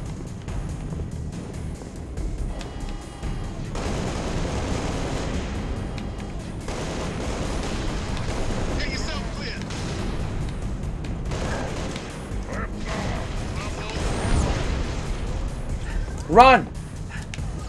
Run! Oh my god. This is such a difficult level.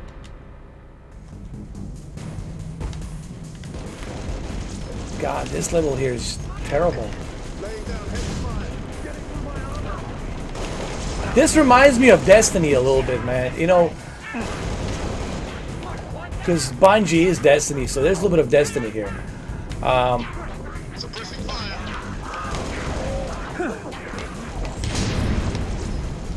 Run! Run, run, run!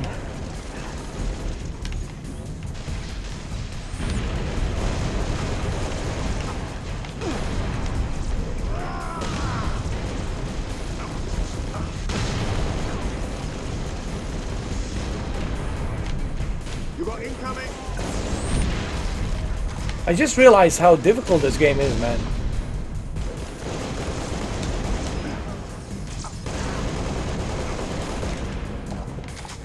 Yeah, man, I can't wait for the Resident Evil 3. Because what they have done with Resident Evil 2, it's pretty amazing.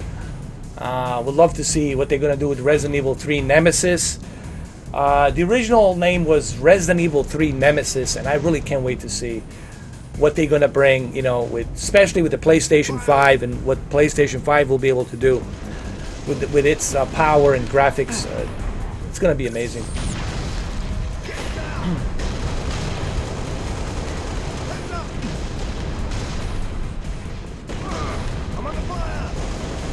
Get him!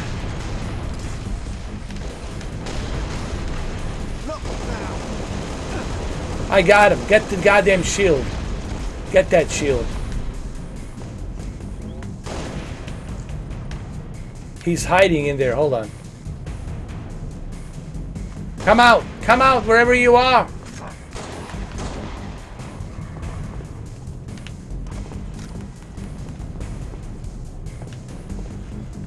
Oh, the remake, it's on PlayStation 4, so wait a minute. So the game will be coming out 2020, right? Next year.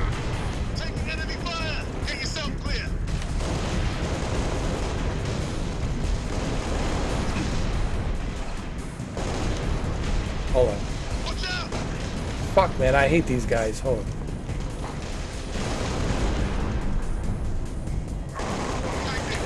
Got him. Ah! No! Help! Help! Did you get him? Good.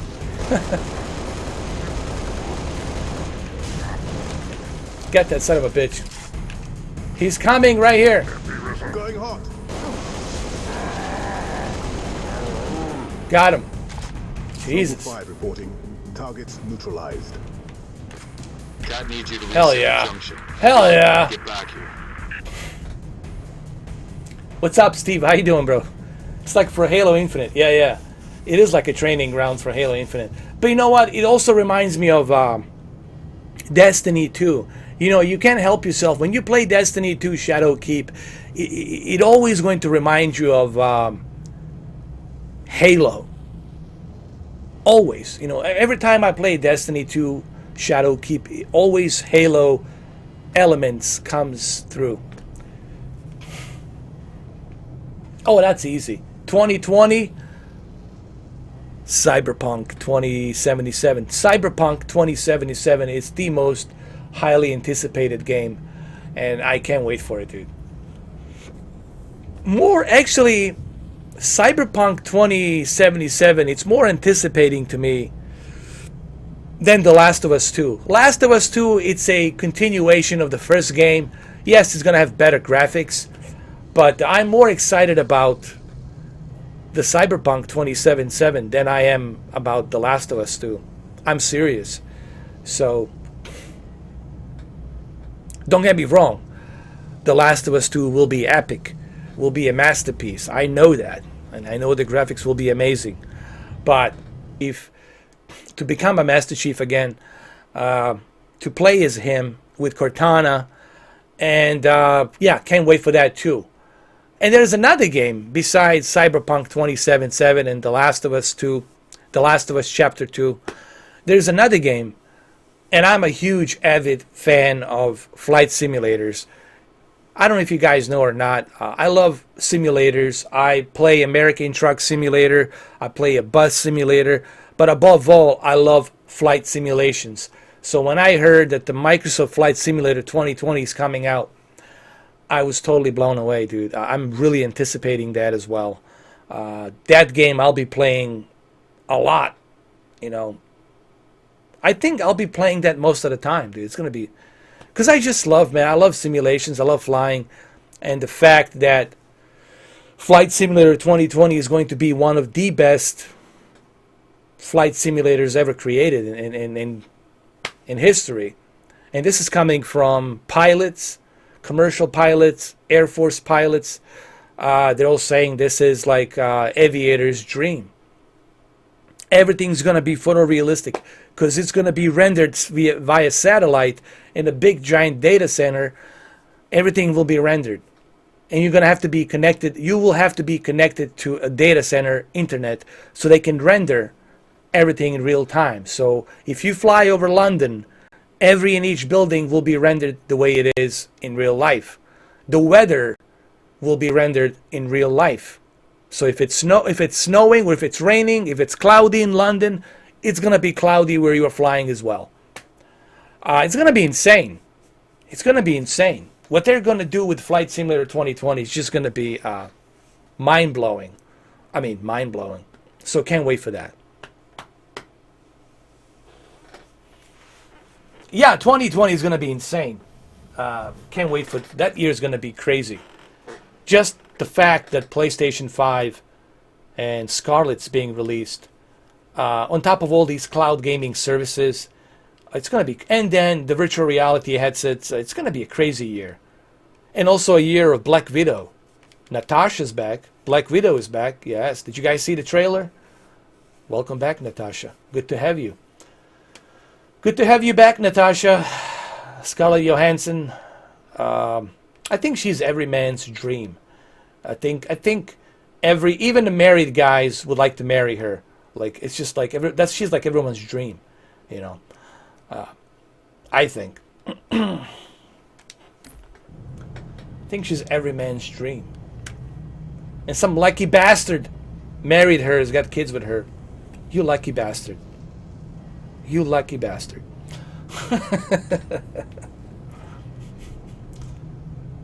Yeah, Microsoft Flight Simulator is the most graphically realistic game ever. Yeah, there's no question about that. 100%. Let's activate this thing over here. This thing over here.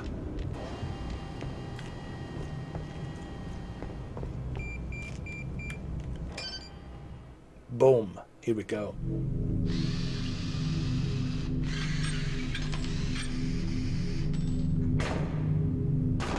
How long? Question of my life. If the question is, when will the station be back online? 2 weeks, earliest. This is plasma damage. All major uplink components are fried. 2 minutes is too long. Which is why I'm splicing into the main overland bundle to get you a direct line to Colonel Holland. You're in my light, Commander. Find out what she knows.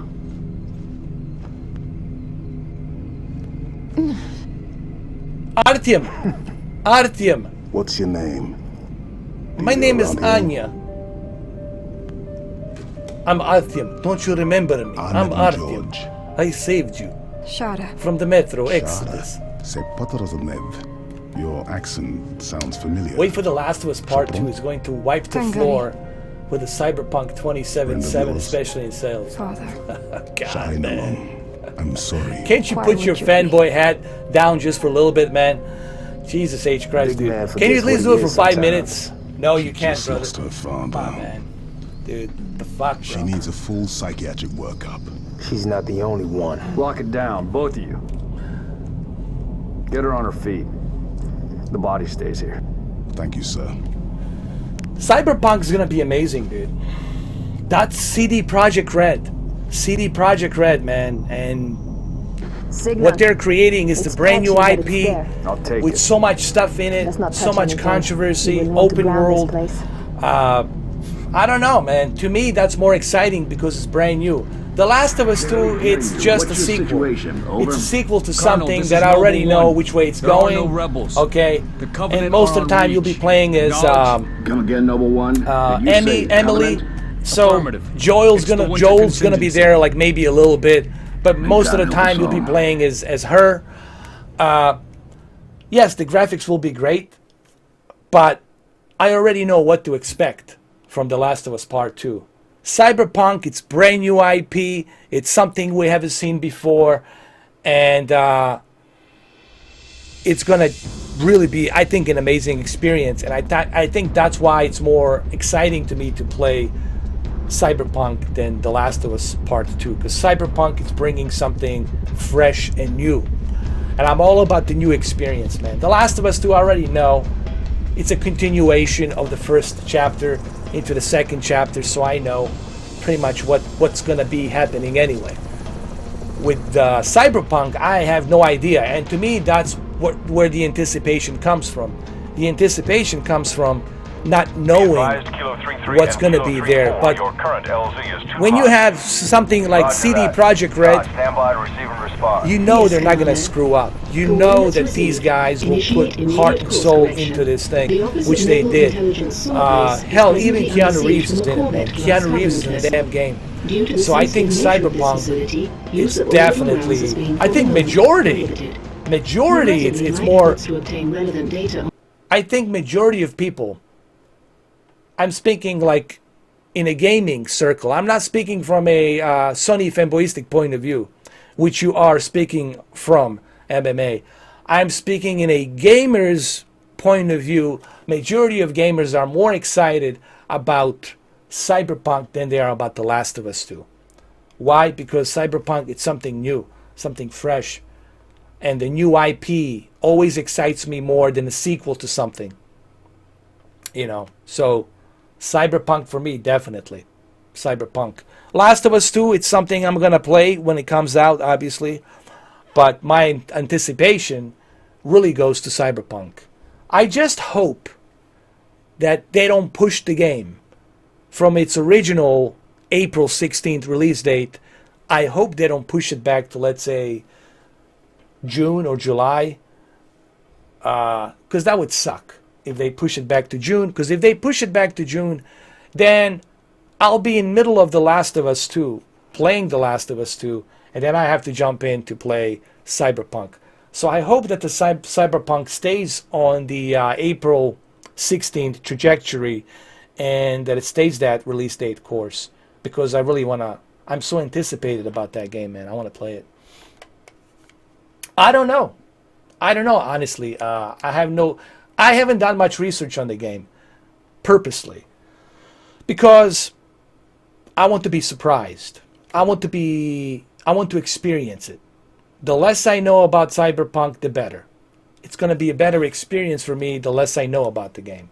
You know, because the best way to immerse yourself with a new game is if you don't know much about it. If you just take it all in as a new experience and then you enjoy it that way. People like to spoil themselves. It's like, what's the point? Okay, you read so much about The Last of Us 2, you pretty much know everything that's going to happen now in the game. All right? Why you do that to yourself? Don't you want to experience something for yourself without any spoilers? Don't you want to know what's there? Don't you want to be surprised when you play the game? That's where the experience comes from. It's from that, you know. Look, both games will be great. Both of them will be Game of the Year contenders. The Last of Us 2, Cyberpunk 2077. In my opinion, both games will be nominated for Game of the Year. Also, Halo Infinite. I don't know if Halo Infinite will be applicable to be nominated. It might be. But I think 3 games you can look forward to. Actually, 4. There might be 4 games, in my opinion. Cyberpunk, The Last of Us Chapter 2, Halo Infinite, and remake of Resident Evil 3 Nemesis. I think those 4 games. Possibly. Oh, wait a minute. 5 games. I apologize. I forgot about Ghost of Tsushima. I totally forgot about Ghost of Tsushima. There's another game I'm also excited about. Ghost of Tsushima. That's another samurai game I'm looking forward to. That's also exclusive on Play. That's the one game I'm really hyped on PlayStation 4 next year. If it's released next year. I hope it's released next year. Is Ghost of Tsushima released next year? Do you guys know? Final Fantasy, that's 6 games. Final Fantasy VII Remake, so that's 6 games.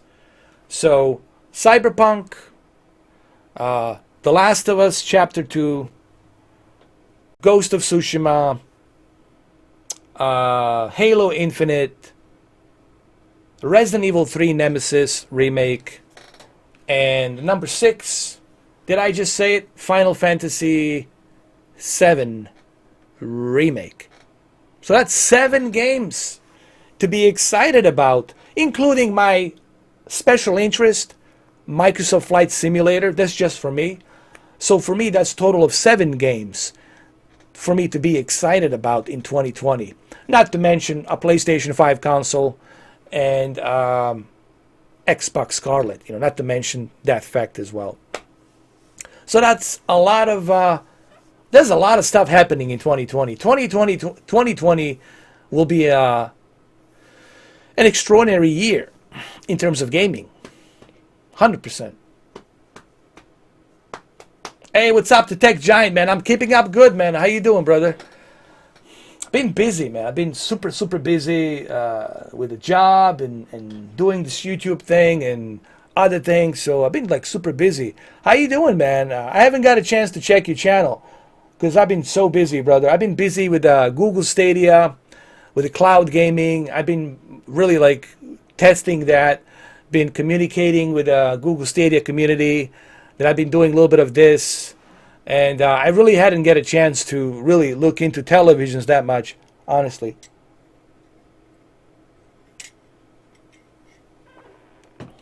But I'm glad to see you doing pretty good, bro. I'm glad to see that you are out there doing it, man, and that's great. You know, just keep pushing it, man. Keep grinding it. Keep grinding it. Keep pushing it, Paul.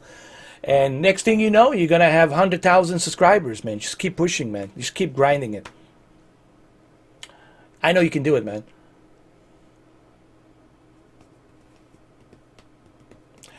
The Last of Us 2 beats the Cyborg. Well, I don't know, man. We're going to have to wait for that one. We're going to have to wait and see that, you know. I mean, if I have to bet my money, the safest bet, obviously, would be The Last of Us 2, Chapter 2. But then again, you guys might be surprised. Might be surprised. Maybe there will be some backlash about The Last of Us 2. Maybe The Last of Us 2 is not going to do that well. Maybe he's going to get some low scores. Some people are not going to like the fact that there's, you know, woman being a warrior and bunch of womans saving the poor old unmuscular dudes. There might be a little bit of that. There might be controversy. You know, 2 lesbians running around, you playing 2 lesbians, and there might be controversy. And because of that controversy, the score of the game might be a little bit here, a little bit there. See, we don't know. I don't have a crystal ball. I'm just saying Cyberpunk also has a controversy. Both games are controversial. Here's what's so unique about Cyberpunk 2077 and The Last of Us Chapter 2. Both games are dealing with controversy. And both games have controversial elements. And I think both of these games will be head-to-head with each other. And it'll be interesting to see how they both compete with each other. Yeah, Tech Giant, Xbox Game Pass, it's amazing. Honestly, and I know my Sony fans, which I have a lot of Sony fans, you know, which I love dearly too as well, you know. I'm on PlayStation. I'm on PlayStation more than I am on the Xbox, and this is true. People who follow me on PlayStation, they know I spend more time because they can see me when I go in and log into the PlayStation. They know that I spend more time on PlayStation than I do on the Xbox. But looking at it from, you know, Paul, you know me, from independent point of view, from unbiased point of view, the way I look at it is the value that I'm getting in terms of games with the Xbox Game Pass Ultimate, I think I get better value for the money. You know, you get more games for less money. And you can play those games anywhere you want to play them. So I look at it in those terms. Now, the argument will be, but those games are not all that great. They're like mediocre games. That might be. But still, they're games, and you're getting more games. You're getting more variety of experience. You know what I mean? But no one can, you know, deny the fact that Game Pass Ultimate's giving you a much, much better value for the money, you know. And that's the way I look at it. Now, as I said earlier, the reason Sony didn't show up to E3 show this year, it's because Microsoft and Sony are not in competition anymore. That's my opinion. I don't think they're in competition. I don't think Microsoft is trying to compete with Sony. They're doing their own thing. They're making their own infrastructure for their brand called Xbox, a place for all the players, whatever they want to call it.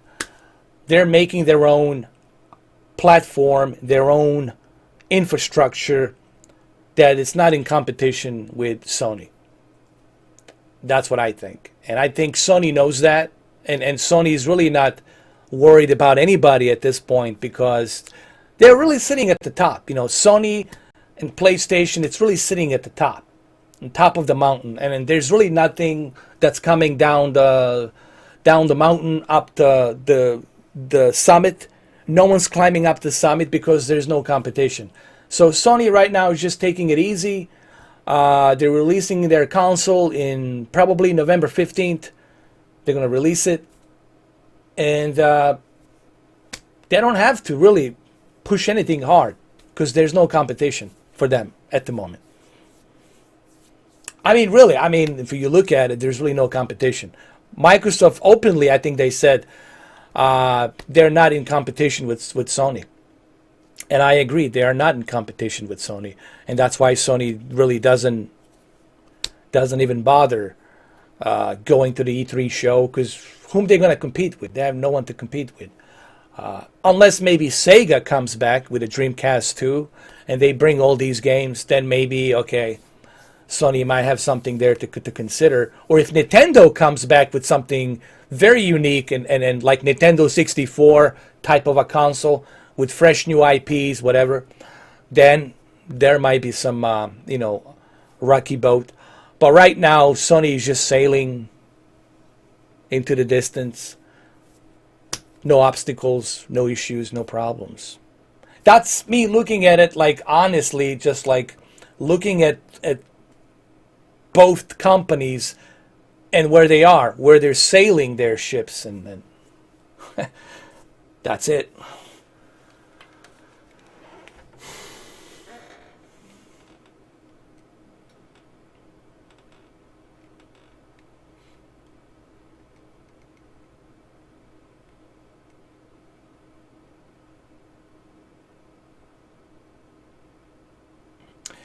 Well, again, but, if you look at Microsoft, if you look at where they are right now, they're not hurting. They're doing great financially, regardless of how you might feel. Regardless of what your perspective is, Microsoft's doing fine. They're not hurting. Their sales are doing great. Their subscriptions are doing great. They're not hurting. Their stock market's great. So their infrastructure is great. They're not really worrying about anything because they're not competing with Sony. So they don't have to worry about that. But from fanboyistic point of view, from individuals who are holding a red flag, or holding, a blue flag and a green flag, they're going to think that there's a competition there, but there's no competition. Anybody, if you contact Forbes, if you contact Wall Street Journal and Forbes, they will tell you that there's no competition between Microsoft and Sony. It's done. It's over. They're not competing against each other. Sooner or later, you guys are going to find that out. So there's really nothing there to worry about. I like the fact that there's a variety that you can choose from. And I'm proud to say I'm not a fanboy of any brand, because I play them all. I have them all. So it doesn't affect me whether The Last of Us 2 is a game of the year or whether the Cyberpunk it's a game of the year, because it doesn't affect me because I play everything. I try everything, so it doesn't really have any effect on me. Either way, I'm going to play these games. Either way, I'm going to experience these games. So it doesn't really do anything to me. Whether you were right or I was wrong, or whether you told me so or didn't told me so, it's irrelevant. Maybe it's relevant to you because you like to hold that blue flag like a proud fanboy, but it doesn't hold any glass of water to me because I'm not a fanboy. Clearly, I'm not. And I have 4,000 plus videos to back that up, like that. So it's irrelevant which game is the game of the year, which one's not. I'm still going to enjoy it. I'm still going to play it. And I think that's the difference between me versus individuals who are just riding that fanboy boat, which is really stupid, man. What's the point of that? You're just stuck with one brand. You don't want to try nothing else except one brand. You're just closed-minded, thinking one way instead of thinking differently. To me, that's... nah. I can't go that route, man. That just... Nah, not me, man. I could never do that. Bill Gates. Bill Gates he's a wealthy guy, man. He's a trillionaire. The guy can do whatever he wants to do. He's got money. So Bill Gates been sitting pretty for decades. The forces have been unsuccessful. However, current defensive forces are insufficient. Oni has requested Team Noble's direct intervention to help secure Sword Base. Alright, people. We're stuck with that ship for the time being. I mean, think about it. If you're a fanboy, then you deny yourself to play game like this. You deny yourself to play game like Microsoft Flight Simulator. You deny yourself the experience. I mean, why do that to yourself, man? That is really... we were just talking about this in the middle of the live stream. Like, why do you want to do that to yourself? Why do you put yourself in that position? Life is too short, man, for you to be just stuck eating and drinking the same, you know, the same milk, the same bread over and over and over and over and over again till the end of time. I just don't understand that mentality, man. I want to try everything. I wanna experience all of the above. You know, that's what it should be. It should be about the experience. I have played everything from Spectrum ZX, Commodore 64, Amiga 500, Sega Genesis, SNES, Sega Saturn, you name it, man. Original PlayStation, PlayStation 2, Nintendo 64, Sega Dreamcast, the Ataris, all of the above, man.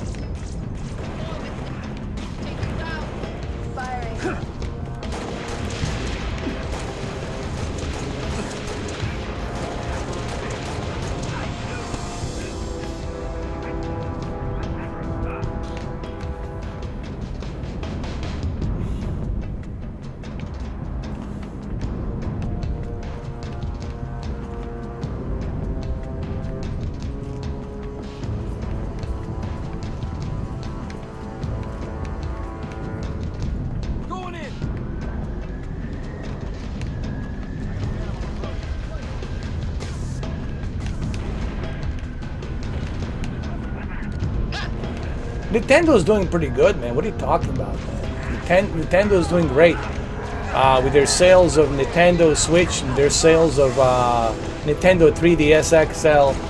Nintendo's sitting pretty, man. If you made that comment and you said that to them, MMA, they would just laugh in your face and they would walk away. Well, they will probably call the security and tell you to get this guy out of here. Like, what are you talking about, dude? Nintendo's sitting pretty, but you see, MMA, the problem with you, man, is, and don't get butthurt, is you're thinking exactly from a fanboyistic point of view. And you're not willing to look at the facts. You're just willing to defend your brand at any cost, even though you know you are wrong about what you're saying. But you're willing to defend it and disregard the facts because it doesn't fit your narrative. And this is why I cannot respect guys like you. I cannot respect individuals who think like that. I mean, you feel free to stay here on my channel, but just remember, I disagree with that. And as you all know, I really don't have any respect for fanboys. You should know that. If you are in my channel and if you're subscribed to me thinking I'm a Sony fanboy, then brother, you've subscribed for the wrong reasons. I'm not holding anybody's flag. But just remember, you'll just have to hear me say that over and over again. I don't like fanboy mentality, man. I don't respect fanboy mentality because that's not a true gamer. You can't call yourself a true gamer, brother, if you're just stuck defending the one brand forever. can't. You just can't do it, man. You're not a gamer. Well, but you were a fanboy, so you just acknowledged that you were a fanboy. There you go. And I'm acknowledging to you, so you know ahead of time that I don't like fanboys. So take that as you want. Take it any which way you like it, bro. I don't like fanboys. London knows that. Even the Peter Parker knows that. I don't like fanboys.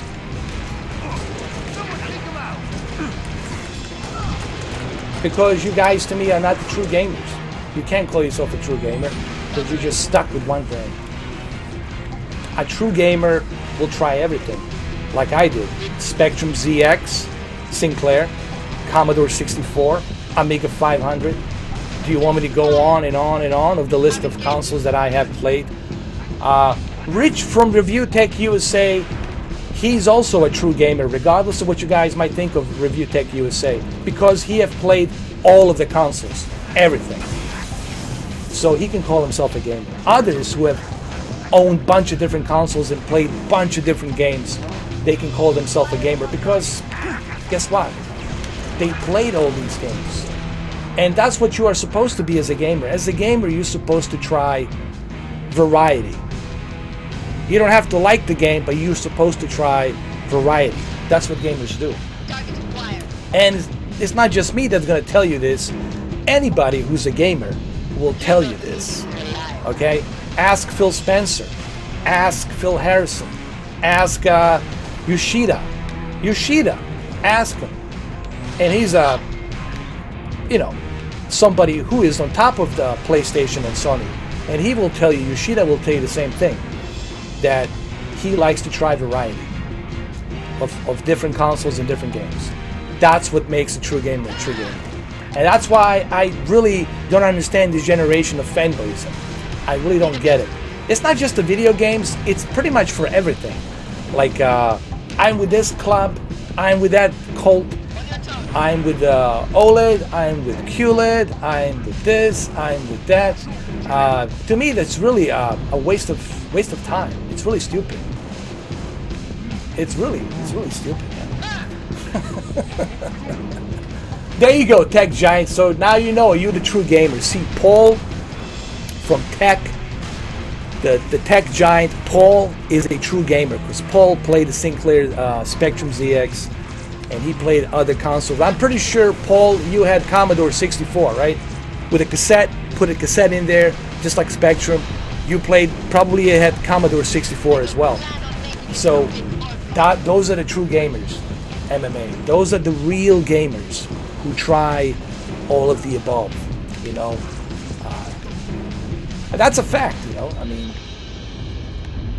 because I hear this word thrown around quite a lot. You know, a lot of people say, "Oh, I'm a true gamer." How are you a true gamer when all you have is just Sony? When all you have is just Nintendo? Like you walk into somebody's house and they say to you, "Oh, I'm a gamer. I'm a true gamer," and you look at their shelf to see what they have, and all they have it's Nintendo. Well, you're not a true gamer. You are a Nintendo gamer. Or if I walk into your room and I see Sony, only PlayStation, I'm going to say, well, you're not a true gamer. You are a Sony gamer. If I walk into your room and I just see Xbox, 360, original Xbox, Xbox One, I'm going to say, well, you're the Xbox fan gamer. A gamer will have everything. Bunch of PCs, bunch of different consoles, bunch of different, retro old classic consoles as well. We'll have the virtual reality headsets. We'll have all different types of things. Okay, that's a true gamer. A true gamer will be willing to try everything and anything. Okay, will always thrive to try different technology. And being a true gamer is beneficial. Think about this. The benefit of being a true gamer, it means you get to experience the best of everything. Why limit yourself to just a quarter of best of whatever it might be? Why not experience the 100% best of everything? Why limit yourself? I mean, really, why limit yourself? I don't understand that, man. This mentality, I'll never understand. There's people out there who, same thing with televisions. I know there's people out there who are so convinced, they're so convinced that they will have immediate burn-in and immediate retention on their OLEDs as soon as they buy it. And they have this phobia, this fear. As soon as they buy the OLED, boom, they're going to have that burn-in, permanent burn-in, and they're going to have that permanent retention immediately. And I'm like, so you will never experience OLED. You're not even willing to try it 14 days to see if you like it. And that's really no way to live, man. Like, you limit yourself, the experience, man. I don't understand that. I really don't understand some of you guys. And I don't think I'll ever will understand some of you guys. I'm not trying to take away your fanboyism. I know it's here to stay, and you guys are loyal fanboys, but I just don't get it. It's very alien to me. Like it's like me discovering a Bigfoot. I don't know what the Bigfoot is all about. I need to examine the Sasquatch and what they're all about. So I'm like, same thing with the fanboys. Like, I don't know what you guys are all about, man. It's a pretty bizarre movement. Pretty bizarre movement, man.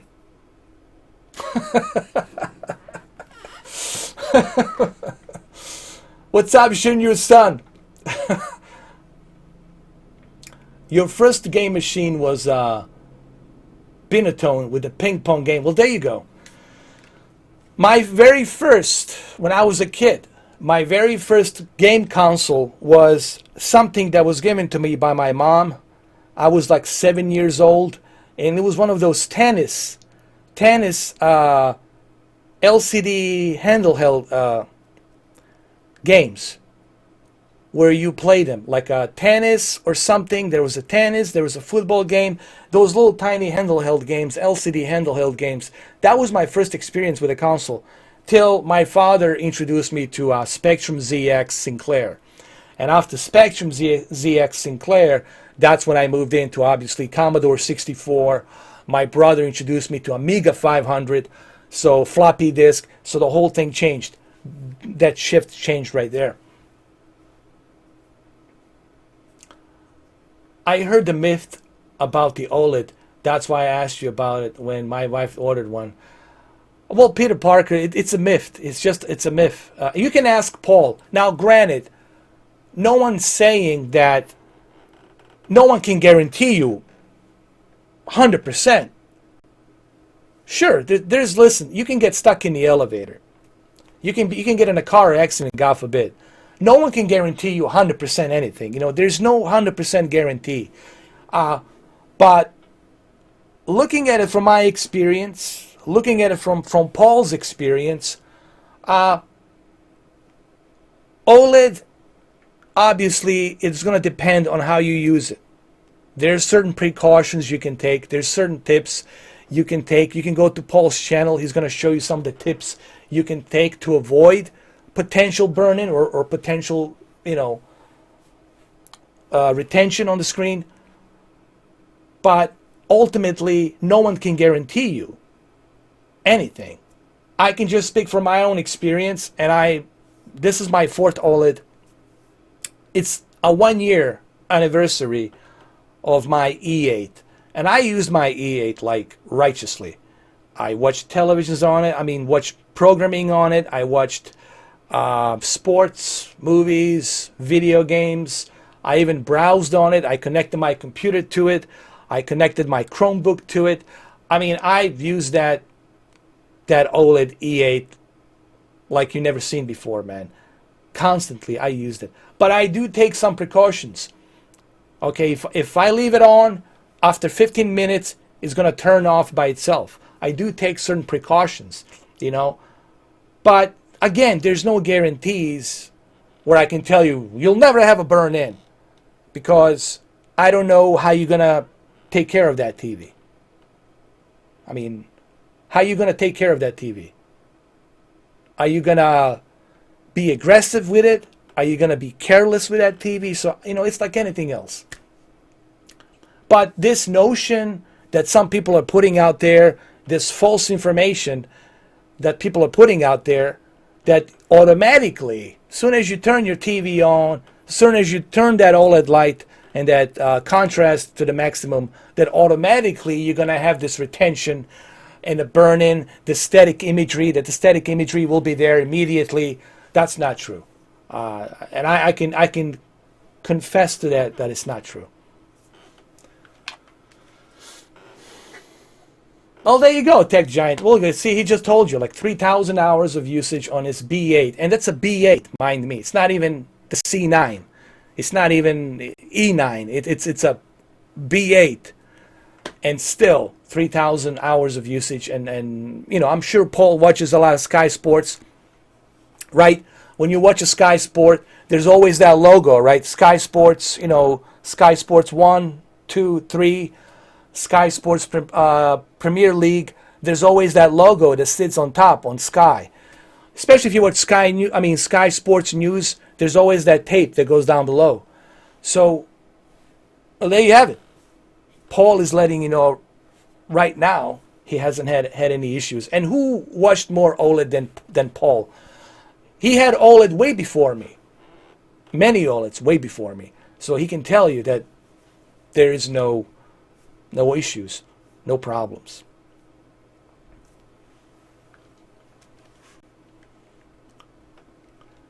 There you go. Oh, you're getting a TV tomorrow? Congratulations, bro. That's awesome, man. That's gonna be awesome. And what was the C9, Peter Parker? What are you getting? C9, or is it a?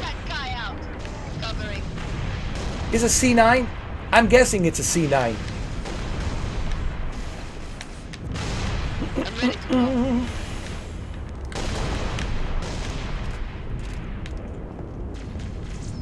I love the RoboCop on Amiga 500, man. I know that game didn't do so well, but I love the RoboCop on Amiga 500. It was the very first 3D RoboCop game. It was like such a big deal for me playing a 3D like this, you know, driving around in a 3D world in a RoboCop squad car, pretending to be a RoboCop. It was a big deal back then. You know. We're talking 1987, man. We're talking 1987, way back, man, long time ago.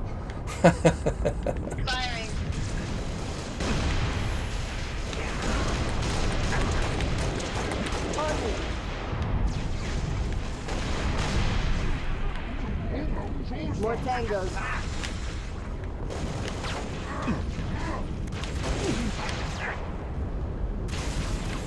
You know, this game needs to be played with a mouse and keyboard, man. Hold on. You know what? Let me try and play this with a mouse and keyboard. A game like this is meant to be played with a mouse and keyboard. Hold on. Hold on a second, man. This thing needs to be played with a mouse and keyboard. Hold on. It should be played with mouse and keyboard. I'm in cover.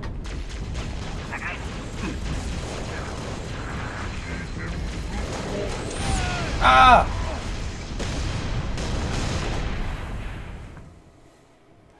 Well, it depends. It depends on what it is, you know.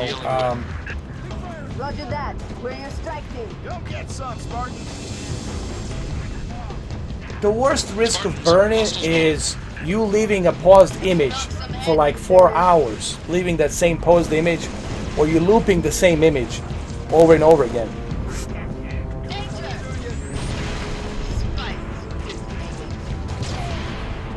I'm using a mouse and keyboard. Hold on.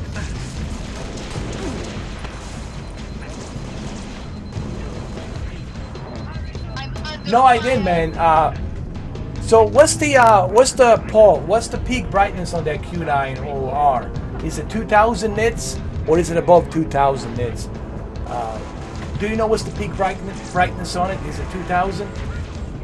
Because I heard some people saying that the local dimming, it's like 300 something zones. That's what I heard. I heard people saying it's 300 something or 400. And then I also heard people saying it's 2,000, over 2,000 nits peak of brightness.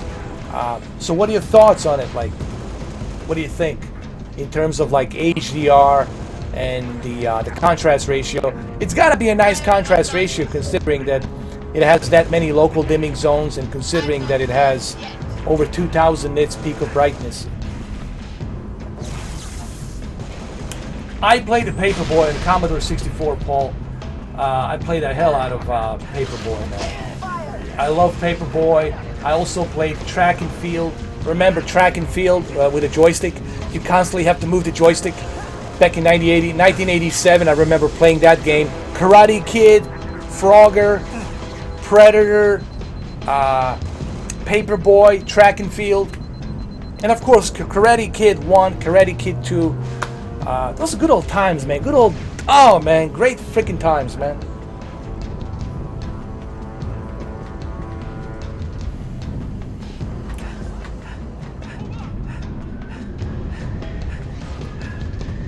I'm trying a mouse and keyboard to see how it runs. Let me see. It runs pretty good with a mouse and keyboard, actually. Those are like, those are great times, man. Listen, 1980s were the great times to be alive. Honestly, the best time, the 1980s. So much cool stuff in terms of music, in terms of culture, in terms of a lot of different things. 1980s were the best, man. Seriously, I mean, God, we'll never see those type of those types of days. Those days are gone forever. 1980s were the best. 1980s were the best. Forget the rest.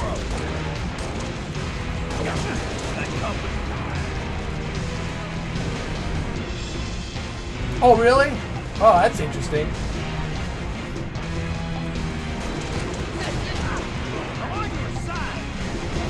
Well, like, what are your thoughts, like, between, in terms of quality, picture quality, Paul? How do you feel about the Q9 versus C9? Like, honestly, what's your thoughts on that? Like, do you think people will notice a difference between the Q9 and the C9? I think that the difference, in my opinion, is obvious because you're using an emissive technology versus something that's required a backlit. You know, it's still QLED, it's still LCD, which is liquid crystal display, while the OLED is not requiring any LCD or any LEDs to be backlit.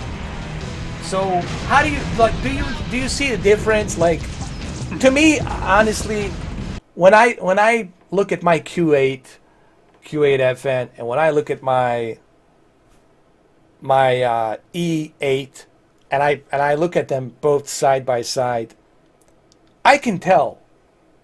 Like, when I'm playing a Red Dead Redemption 2, I can tell right away the difference.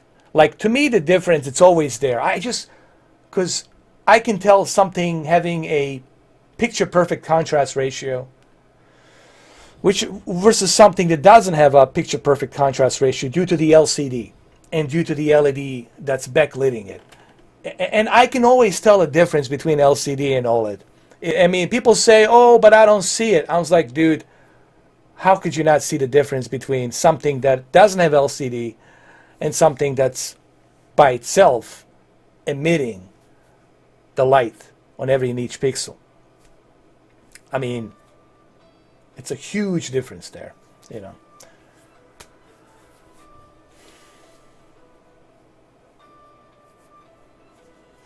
That's true.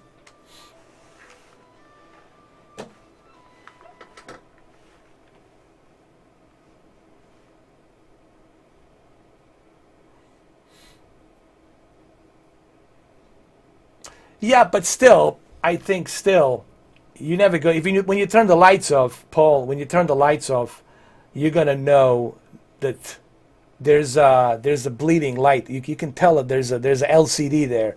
Like, I can notice it. I can see it, man. You know, and that's what I always tell people, you know. Sure, you know, the QLED has improved on LCD. There's no question about that. QLED has improved on the LCD technology, and granted, but I really don't think, I just think it's impossible for the backlit and the LCD to achieve what the OLED has achieved. Because if LCD can achieve what the OLED can achieve, they would have used the LCD technology. It'd be much cheaper for the phones. They would use them on the phones. They wouldn't use them on other devices, but they're not using the LCD on the other devices anymore because they know that they can get that contrast ratio that the OLED can. I think micro LEDs, it's something. It's the only true competitor, in my opinion. And this is my opinion, Paul. I respect everyone's opinion. I know everyone has their own opinion, and it's subjective. But in my opinion, I think that micro LED, it's probably going to be a true competitor to OLED, because both panels are going to be a similar technology, except one can get brighter than the other, but they're both going to be similar technology, almost identical technology. And I think micro LEDs and OLED will be a true competitors in the future, in my opinion. But look what Samsung has achieved with local dimming and peak brightness and DCI-P3 measurement of color accuracy, spectrum of colors with quantum dots. It's pretty amazing what they have achieved and how they're able to push the LCD panels to this way of picture quality. It's amazing how much LCD has survived. Okay, it's amazing how much LCD has survived in past 20 years, you know. But in my honest opinion, I think the true competitor will be some kind of a hybrid between OLED and QLED. I heard rumors that Samsung is thinking about putting some kind of hybrid technology with QLED, these little tiny crystals, and OLED to mix them up together. They're trying to work on that as well. And of course, they also are working on the micro LEDs, which is going to be an interesting thing. Mini LEDs, again, it's the improvement over the QLED. It's just going to be an improvement over the local dimming to give us that contrast ratio. But I still believe the true competitor to OLED is going to be micro LEDs, in my opinion. That's if you want to have that, like, really true competitor with a similar technology. Yeah. All right, guys. Well, it's been 3 hours. I got to get going. I got some stuff I have to take care of tonight. I wasn't even planning on doing this live stream, but I just felt like maybe jump into it a little bit. Halo, it's here. Master Chief Collection is here. If you have Game Pass Ultimate, you'll be able to play it on your PC. You'll be able to play it on your Xbox. It's part of the Game Pass Ultimate, and I think you guys should definitely check it out. This is the Ultimate Package. You get all of the Halo games, and then, of course, next year you'll get the Halo Infinite. So this is like a dream come true, early Christmas present for you Halo fans, especially for those of you who yearn for playing on your keyboard. For those of you who want to play on your keyboard and the mouse, this is like early Christmas present. All right, guys. Well, thank you all for being here. Thank you, Steven. Thank you, the Tech Giant. I appreciate it. Make sure to check out the Tech Giant channel. He's got a lot of different televisions, QLED, OLED. He does a lot of various different tests. He also tests the sound bars and other things. So make sure to go check him out. Thank you all for stopping by. Thank you, Daryl. Thank you, Peter Parker.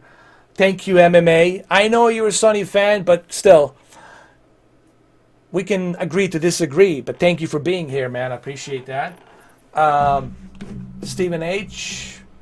Let me see. Greenlight Gaming. Thank you for being here. Who else? Neil. Absolute MMA. I already mentioned Absolute MMA. Eddie Ramirez. Thank you for being here. London. Of course, London's always here. London 0701. Go check him out. He's got some amazing footage. Everything regarding London. You want to learn about London? He's got some awesome footage on his channel regarding London, the city of London. Such a historical city. So much history in London. So go check him out. See who else we got.